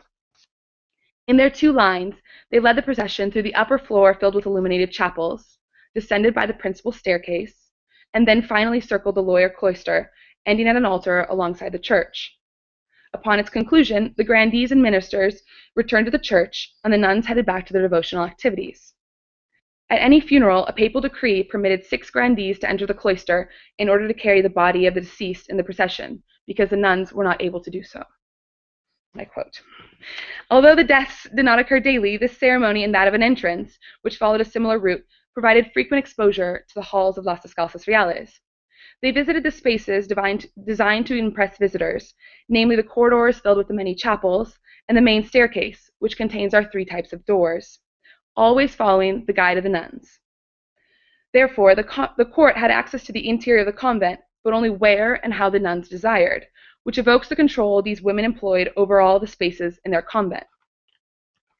In conclusion, we witnessed in the decoration of the doors of the principal staircase that the various types, fake or real, were coupled together, forcing the viewer to distinguish which of the 2 functioned in a particular situation. This same binary existed throughout the procession, where the participants divided into 2 groups that traveled together, yet were constantly separated by the placement of their bodies.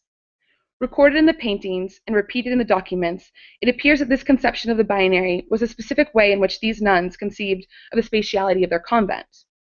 Therefore, Las Descalzas Reales, like a door, was the border between the religious and courtly worlds, continually dividing and unifying these 2 spheres to the benefit of the nuns that inhabited its enclosure. And for all of you who are visiting Madrid for this week, the convent is situated right next to El Corte Inglés in la Plaza de Sol, and you can go and have a guided tour where you can have access to all of my doors and all of these beautiful chapels. So, thank you.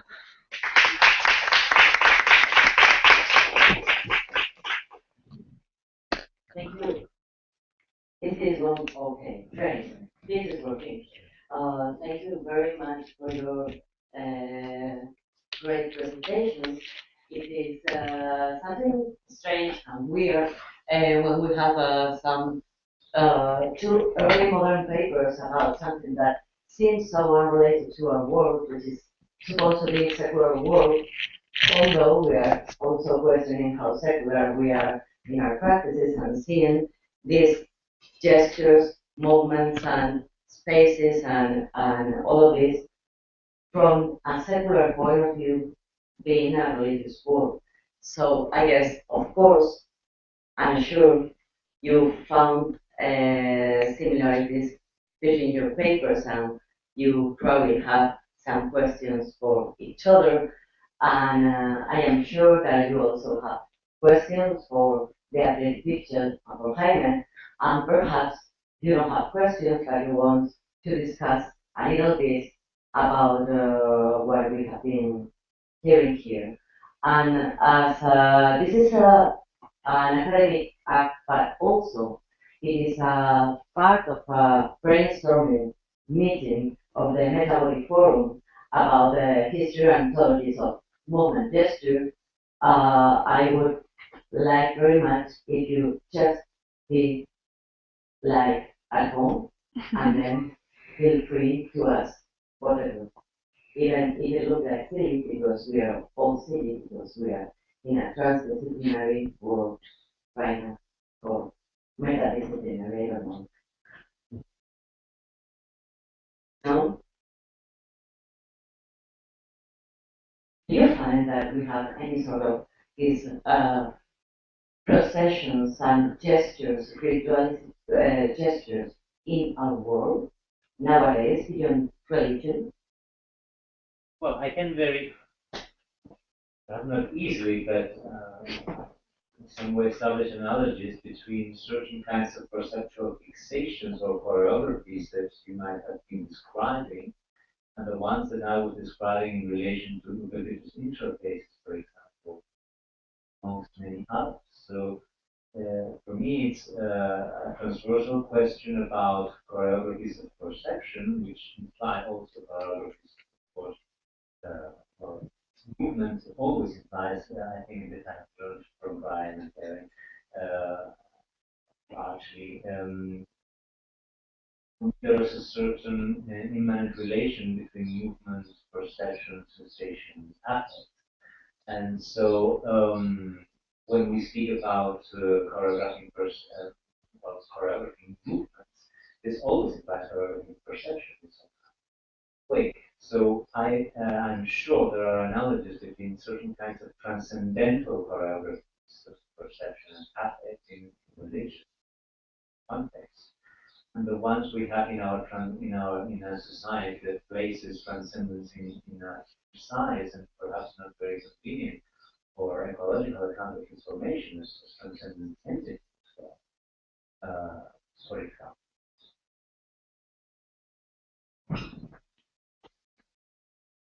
Great.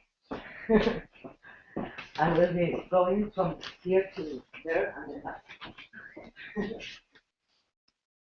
Hi, I have a few questions to Griffith. How would you consider the introduction of the digital photography into your lecture? And the other question considers the design of the camera being not in control by humans. How would you consider centering the camera, which is object in the field, but that would be controlled by being controlled by itself. Thank you.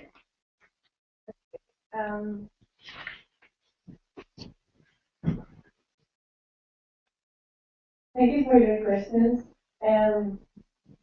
Well, my research is mostly historical, so I don't deal with contemporary problems, but of course gives a perspective to analyze contemporary problems. And I think I can say just one essential feature of how I would consider digital photography, because I think the characteristic thing is how photography is used and not if it's analog or digital. I mean, this has consequences of how to use the camera, and for example, the first consequences in analog cameras, you have specific numbers of views to take, and in digital cameras you can take all the pictures you want. So I think the question will be that it depends on the specific use. So digital cameras,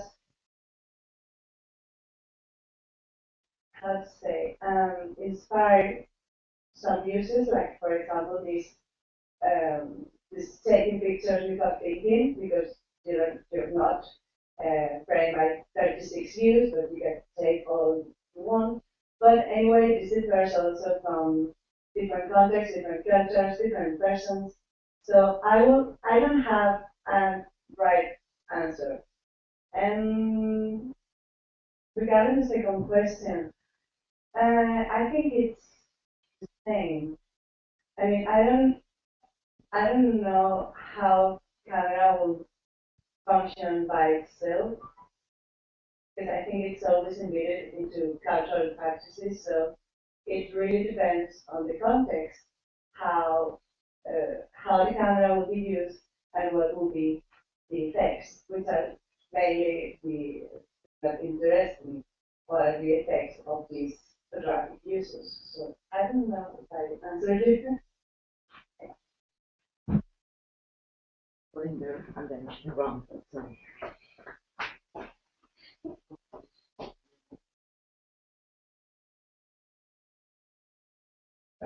Good morning. Yes? You use, I'm a former Catholic, but my question is about contemporary culture. Yeah. And you use the expression at the end of corporeal socialization of the believers. Yeah. So conditioning perhaps certain gestures that can maybe remember vaguely but passed on from generation to generation. Now today, I'm in a world where I see other believers from other cultures who have migrated, let's say, to Europe. In my case, I'm living in London. I see Muslim students perform prayer on Fridays, and I respect it, although I don't know it. Or I see a Buddhist person perform something I don't know. Do you think in contemporary society we are able to respect these religious gestures, or do you see that they are beginning to lose their meaning, become confused? Well, I don't know if I understand very well the point. Es que no sé. Okay. Yeah, exactly. I don't know if I understand very well. You were asking if the gestures have any meaning still today, or if we lose all the meanings. Is that? Yeah, how far can they migrate or sustain? Okay. Well, what I did in my ethnographic work was to see the population from the villages, the small villages from Portugal. That's a population that is very old, people with it's not students like you said. It's totally different. It's a very small environment where people learn from their parents and grandparents. It's a very different kind of work, but I think that's a mix. We saw that gesture when we were growing up. We the gesture of praying, it's something that is in our habits and in the I think in the certain conscious way of the culture, a cultural conscious way, let's say that, and is a gesture that at a certain point has why it's so repetition, why gestures are so important, because they are automatic, and when they are automatic we can't, sometimes it's the contrary, we don't think when to do that. If you have a problem, we pray, because when we are praying we don't think about the problems. And I think it's a mix of that. It's a mix of the corporate gestures and socially learned gestures, and the need sometimes, and the automatic response to realities. And in that way, the religious idea more intellectualized, more theologized, more doctrinated, it doesn't have place in that world. It's more like anthropological and immediate reaction to things. I don't know if I. My comment, very question is about how these do with what Kane was talking about and part of what Catherine was talking about. It's an idea of projection and internalization and how we project ourselves into movements and around spaces. And I was thinking a bit about Husserl, who in Ideas talked about how you can imagine a room and move around and think about the way that it values things. So mentally removing, physically you might be totally separate from it. And then I was thinking about the doors and how, in a funny sort of way, you can project yourself into space beyond. And this led me to another thought of the surrealist poet, Pierre Verdi, who did these spatial poems where the door is a barrier between one part of your existence and another part, life, death, consciousness, unconsciousness, etc. And I just wondered whether there was any comment that could be made about those slightly odd alignments to my mind.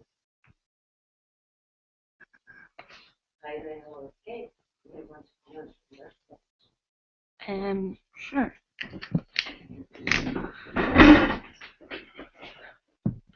I think these ideas are kind of what drew me to this project in the first place. Because I remember when I visited the convent, it was for a regular class, and I was supposed to write about space, and I walked in and there were 11 doors, and I kept thinking, why? And then you start reading these documents where these nuns talk about the values of things, and they talk about images, and they talk about rooms, and like when I said they stop at a column, they no longer speak about which column. They don't say the column on the left corner that has this pedestal at the top. They just say the column, because the nuns who are going to read it afterwards knew which column they were speaking at. And so I think there is this internalization that is even recorded in the documents, that these documents were for nuns and they understood exactly what was going on. And me as an outsider, I'm trying, or at least hoping, to somehow see if I can penetrate and see what they were doing. Because I think, in many ways we've that they weren't these women who only were religious. You read about the different things that they did, and the meetings with ambassadors in their rooms, or that they would lead these double lives. And so I think the door for me was what provided that entrance of how do we see the two sides of the nun, the two sides of the convent. So I think although I didn't use surrealist poetry, but it was the same concepts that were going through my head when I first saw these doors.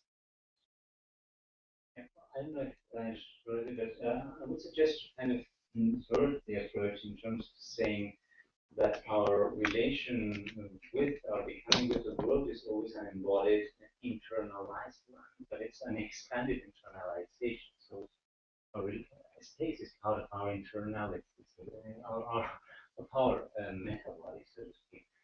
So the odd thing is to think externally about what our odd tradition has produced. And I don't think equals. If there's a need for that, because dominant kind of narrative. But whatever embodied knowledge we have, the status we inhabit, it's always internal. One part comes when we externalize that knowledge and we generate certain kinds of formalized abstractions about this embodied experience, which of course influence how that embodied internalized experience is happening. But it's not it's part of how it operates. What this externalization and formalization is the possibility to align and choreograph the experience of the body in a way that allows for a greater degree of which is part of that. But this reductionism of movement to internalized patterns, I think the substrate of the ontology of control.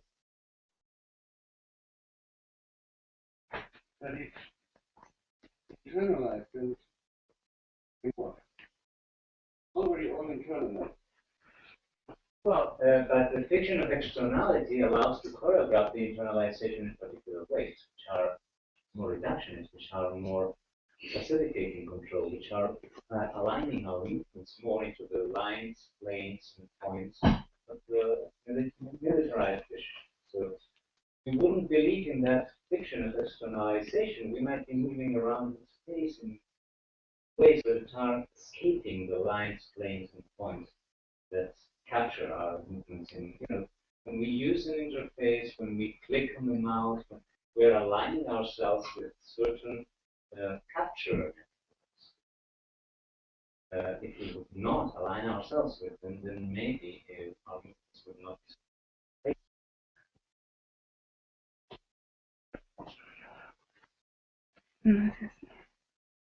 I don't get too artistic about some issues. Well, I'm really interested in the issue of pride versus other political. I'm more interested in the internal one because in the case of music, the problem seems to be representation of tone in music, codified using very model space. I think that dancers have huge amount of information about science, about the awareness of space. It's not so much a problem of space as a science of dance. It's dancers, in fact, in this one fourth that point. So knowledge of dance space is something we should architects and craftsmen think.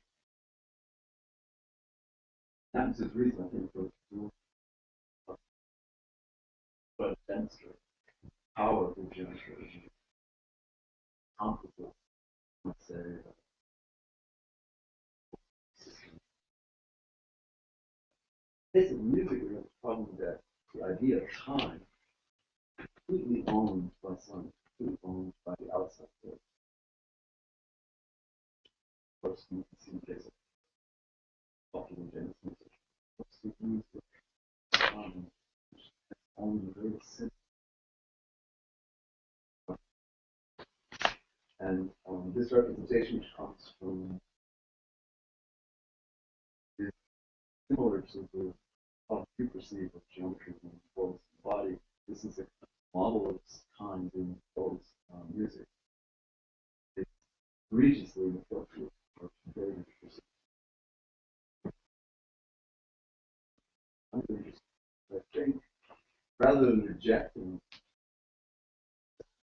realize that in fact we as have this knowledge, we know when.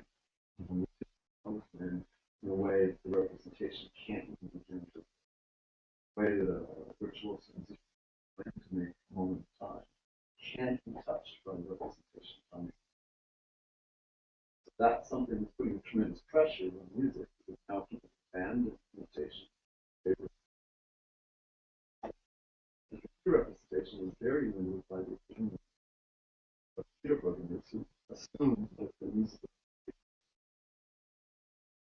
is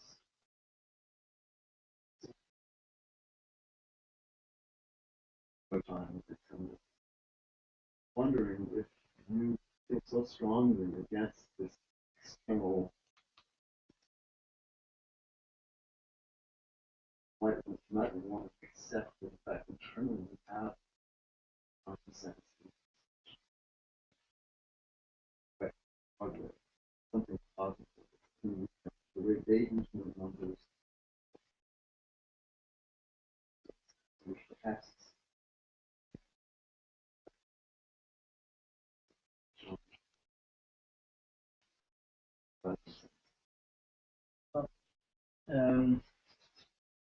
my idea, which of course might not be shared by everybody, is that there is no ultimate way to describe time and state. For me, time and space have no ontological status whatsoever, since they don't exist. Such what exists is movement. And different kinds so different kinds of movement will generate different experiences of space or matter eventually, because I think space-time, or the invention of that four-dimensional notion of space-time, a technology of control, is a technology that allows to place and situate it along lines, spatial and lines and time lines. I think they rely on certain perceptual grids, like the Renaissance grid. So I think there's no universal way in which the kid, or child, or baby understands. It's always an emergent process. It's a creative process, and whatever goes in Metabody is that we can create and invent kinds of spatial, temporal, kinetic, affective, perceptual experience. Something subject to reinvention. And I'm not proposing like a total rejection. In fact, I rather propose subtle disalignments. I like the notion of Feynman from Epicurus to Lucretius. Yeah, Feynman is a philosophical concept that which points to the idea that he was an atomist. So the idea that atoms have infinitesimal deviations from their trajectories, which account for the emergence of novelty. Well, for me, it's about opening up the rigid trajectories which we are often aligned. What is alignment? Subtle micro deviations that generate more indeterminacy in the field. But I would never assume that there is a kind of torsoly geometric manner in which we I think that comes from the tradition. For me, the problem comes when a tradition becomes so big, so found it with universality that it becomes dominant. That we, yeah, that is for me the problem. If we have a more plural kind of ecology of possibility, actually means that it would be fine. We could have someone fine with geometrical windows. I wouldn't mind about it. I mind when it becomes really too hyper real, too continental, too Thailand. I'm going to turn, and yes. I am going to ask myself because I have the power.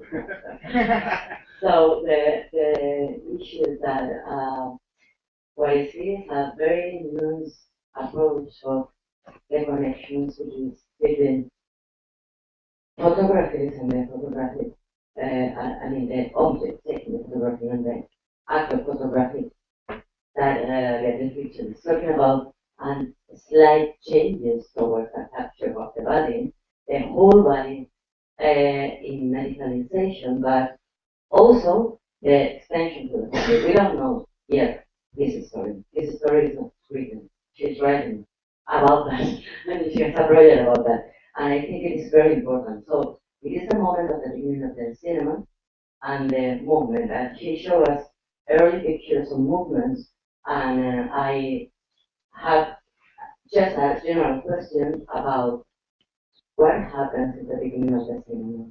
What is your intuition? And about Hyman, please. So, what now is internal? You know, how would we explain this experience now? You know, as we are not just in a clear boundary, you know. So, would this concept be helpful for certainly Internalizing in the internal. You talk about kinesiology, kinesiology. So I wonder whether you was talking about seeing from the inside and what happens when we have a sort of inside, outside. And I think this is metabody. This is exactly metabody. But it's going from the inside to something that is in between. So it's. Okay. Yeah, of course, it's not just about again realistically going from one end to the other and opposing the inside to the outside. I think for me, it's taking a journey from the inside to something that is neither inside nor outside, because there is not an inside that cannot be differentiated entirely and categorically from an outside. So when we talk of an in-between then, which is metabody, meta points to this relationality. I mean, theorize so much as well. The relational thought in terms of what Karen Barra calls interaction, which I have about it, is something that is not between two given entities that are already predefined. That is something that happens between co-emergent agencies, processes that are co-emerging, where the boundaries, of course, are never very defined. You cannot say this entity starts here, the other starts there, and there we have a given in between two different entities. No. So the problem to think this is get rid in some way of 2,500 years of metaphysics of identity. We take for granted that things exist. So how about starting to think an anti-object philosophy or a philosophy of movement that doesn't rely on things, where you can think movement without the tyranny of form. So how to movement out from the tyranny of form, because I have been talking, just to mention briefly, I've been putting much blame on Plato and Parmenides, but Aristotle was even first, because he brought movement into the middle of the picture, but he had subjectively to form even more.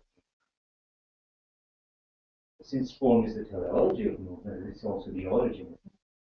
So this tradition is what I think we have to try to escape from or reinvent, and this cannot be done only through through moving in new ways, through perceiving in new ways, and through genetically generating other kinds of experience.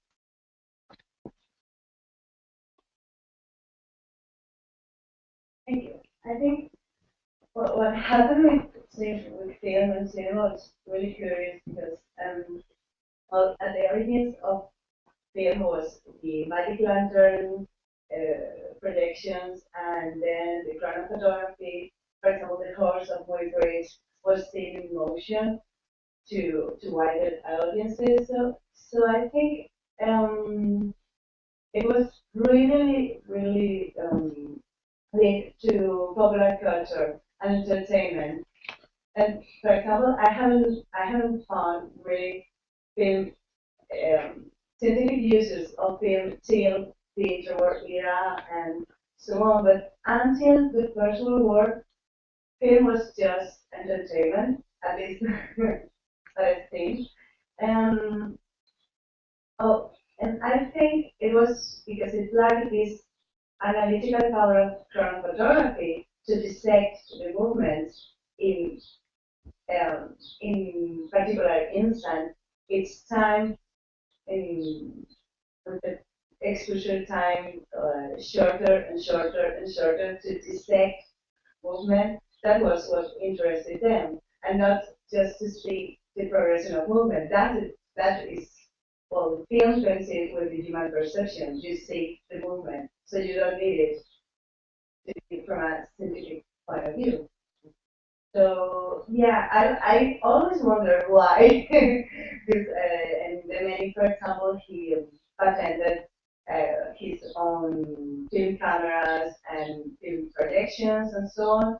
But he he broke with Mare. He stopped working with him precisely because of this more popular uses of film and not related to scientific or um, not just focus on the scientific aim. And well, in relation to movement and body gestures, I think it is very interesting because in early silent film, you see both traditions of bodily gestures and facial expressions because they came from theater and so they have these very exaggerated gestures and because they are communicated through the body, so they pay attention to the gestures. But unlike theater, they have the close-up, and the close-up makes a difference because they can really focus on faces, and the face it's really it's, the screen is full by the face. So yeah, I think this is why I'm interested also in the exchanges between scientific and cultural practices because at the end, and I think in early silent film, it's what where you see both traditions converge, but not in the scientific way, just the popular way. I want to tell that I don't more about all of this. I will be relaxed.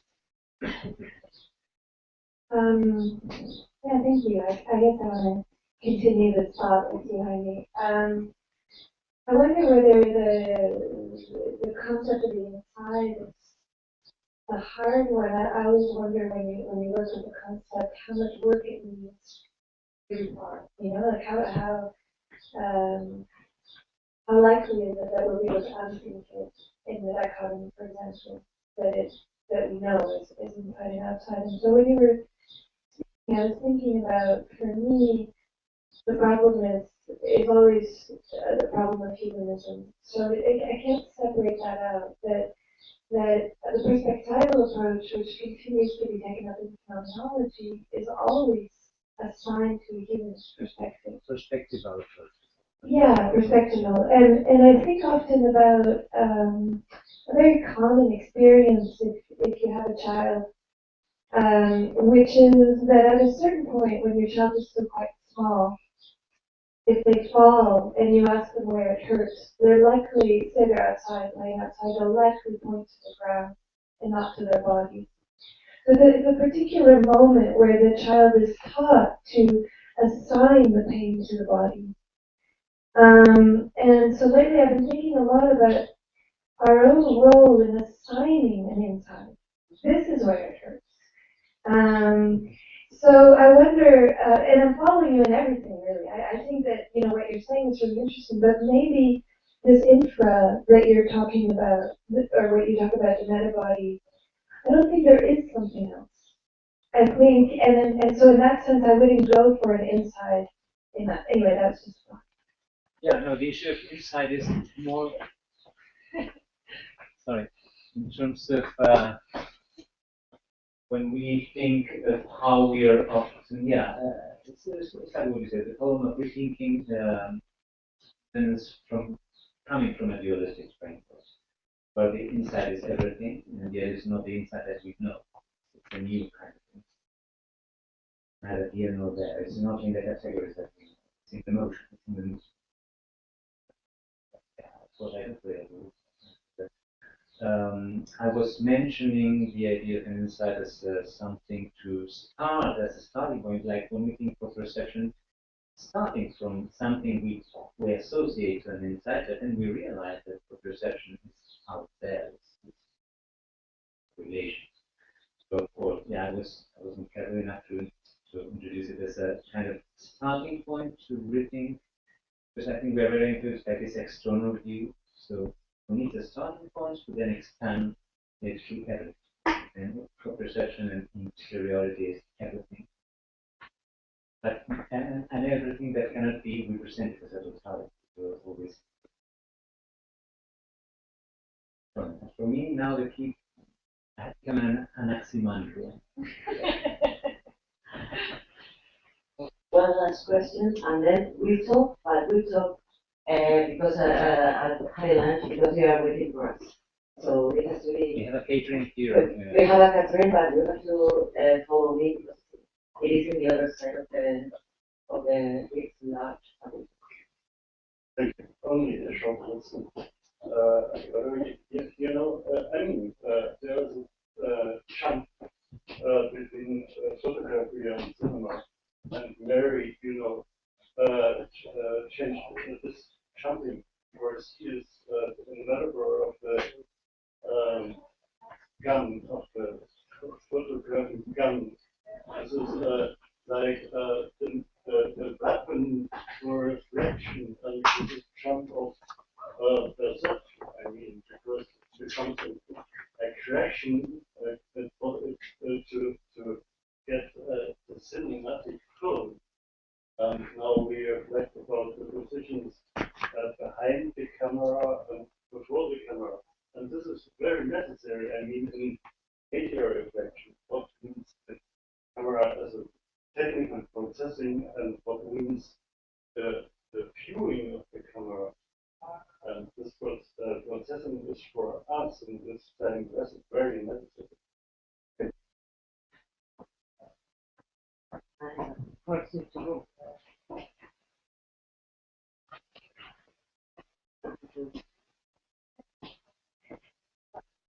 Thank you for your comment. I totally agree. I think we need to think about photography not just in terms of the photographic images, but in terms of what's the technology used, how is it used, what are the relations between the photographer and the photographer, what's the reaction of the spectator in each situation, what's done with the photographic image as a material object, if it is printed or is it seen and decomposed and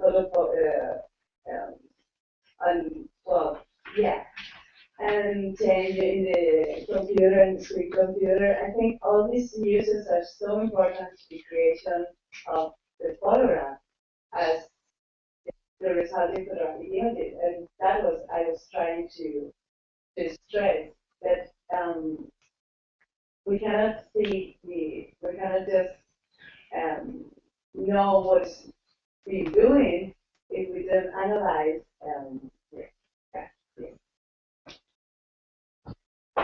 Thank you all. So we can have lunch. We will have hour only. So we return at 2 sharp here, but no one has had it. Was interesting. I'm talking about Greenwich. Yeah. Oh, Sorry. I would understood that. Thank you so much, boss. I think we just leave. You know? I felt so much. It was great, and I think you have a lot of things to discuss. And Yes. I knew this was going to be weird because they are dancers and they are historians and then they are philosophers and there's everybody here. So I think it is a different way of discussing. I think both you have a lot of things in common, and this is very uncommon because they are difficult topics. Apologies.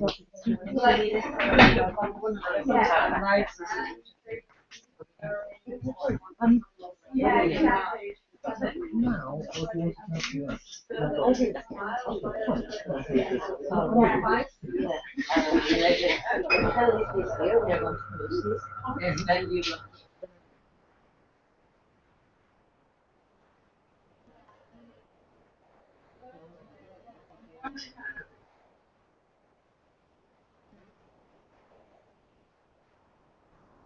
Rating it? No? Yeah.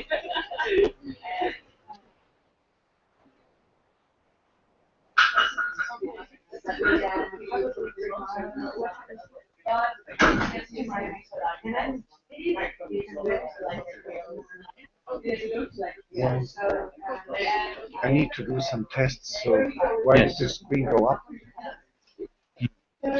Can we have this? ¿Podemos tener la pantalla abajo otra vez, por favor? Mira a ver quién la ha bajado, Cristian.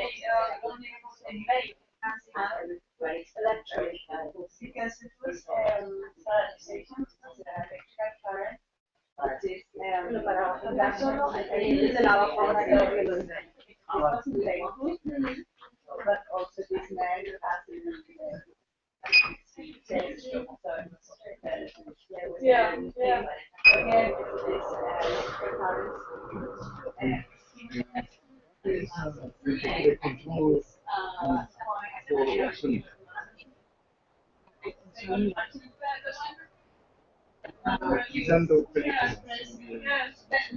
I need to test. Sí. ¿Te acuerdas dónde está la cafetería naranja? No, voy con vosotros. Voy con vosotros. Sí.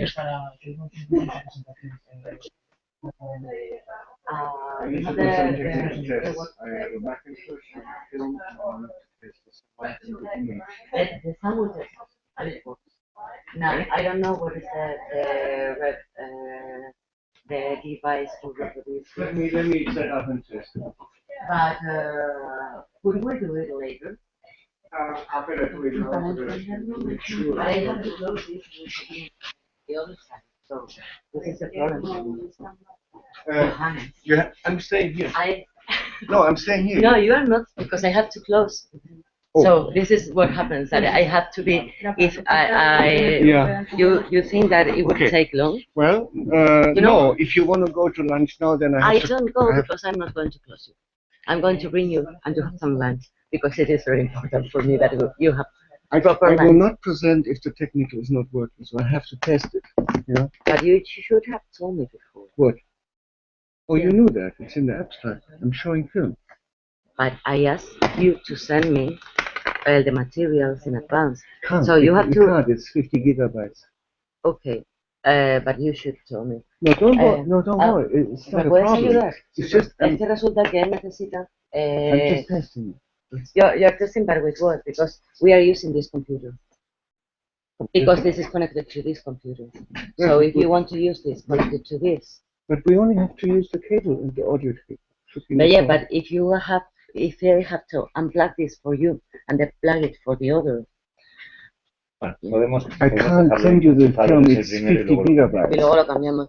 ¿Tú podrías ayudarnos cuando sea el cambio? Es que no voy a estar aquí. Es que no dices tanto el rato, ya han pasado cosas, ¿sabes? Es que tengo que estar en otros lados, que estamos cambiando los profesores de todas las facultades. Le he pedido que cortara cada conferencia y no me ha dicho que se iba a... Se ha ido, de pronto, o sea, no ha aparecido. ¿Qué vais a hacer? En teoría, no, es que son, independientes. No, Jaime, son gente diferente. Vale. No Es que tienen nosotros nada que ver tenemos unos con otro los otros. trabajo aparte. Soundcheck. O sea, no, él no debería irse, claro. Él no debería irse. Que no debía irse. Sí, o sea, de hecho se comprometió en principio a estar aquí. Okay. I'm very happy with you. Apart from that, comprometido a partir and I have to say that su turno por okay, I just have to know in advance because I have to talk to these guys and then the other guys and everybody. I thought it was obvious.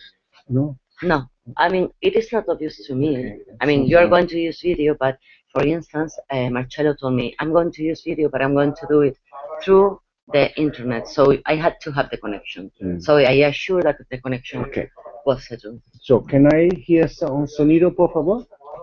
I don't know.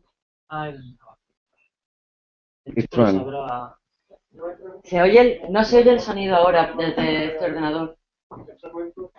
Pero lo tiene enchufado el sonido. Es que yo creo que no, que tiene enchufado solamente la imagen.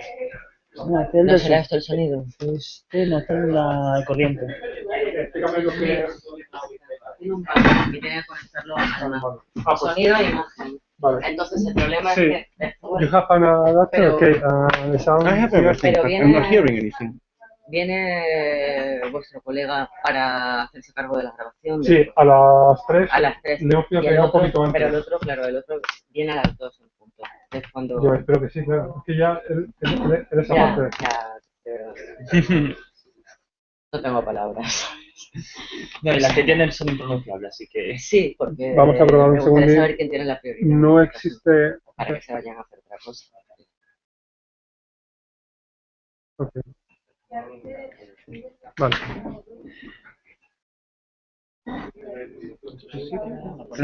Sí, perfecto. So, electricidad. No. The only thing left is un test de la película y de sonido. We can do a proof test now. I'm already running sound. I'm not hearing it. Okay, So it's this cable here. Yeah. Okay. Is this?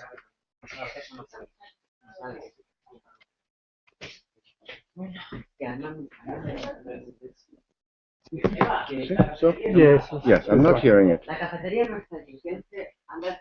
I'm running a sound check. I'm not hearing the sound. I'm playing music right now. So la música es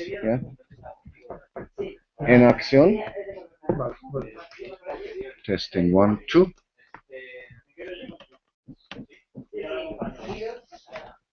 Testing 1, 2. Test.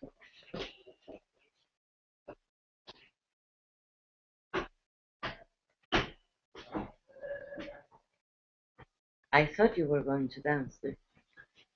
I told them that it might happen that you wanted to. No, I send you our proposal. Michelle will be talking, I'm showing films. I send you that, remember? So I have to set up the films and make sure they work. And then she needs a microphone. Yeah, the microphone is working, it's this one. Yes. Without, no, but she will be either sat, and then this is the... Testing. This I test, okay. Johannes. Really, okay. This is working. Okay, so it's working, yeah? Yes. Great. Shall we leave then? Please? I cannot leave if you remain here. and I have to close. You leave it like that because you are speaking first. I have no sound, so I can't do the You thing have no until- sound? No. I am hearing. This is Okay. This is sound. Where do I control the volume, the level? Yes. Sí, lo quiere más alto. You cannot switch, so they put the volume higher, and then you say okay, and then. I have no control over it. No, you have no control of the volume because you are very limited.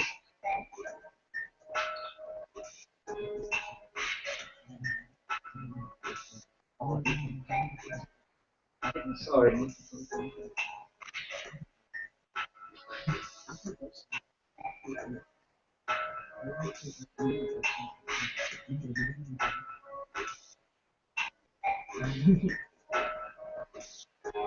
Yeah, I'm really sorry, but if you need to go, go. I stay here. I need mucho más power. I need. Lo puedo subir más, si queréis. Pasa que te da mucho ruido. Te baja un poquito al límite de la situación. So it is if you put it higher, then you will have a lot of noise, background noise, and you wouldn't like it. Pero claro, si queréis, lo subo más.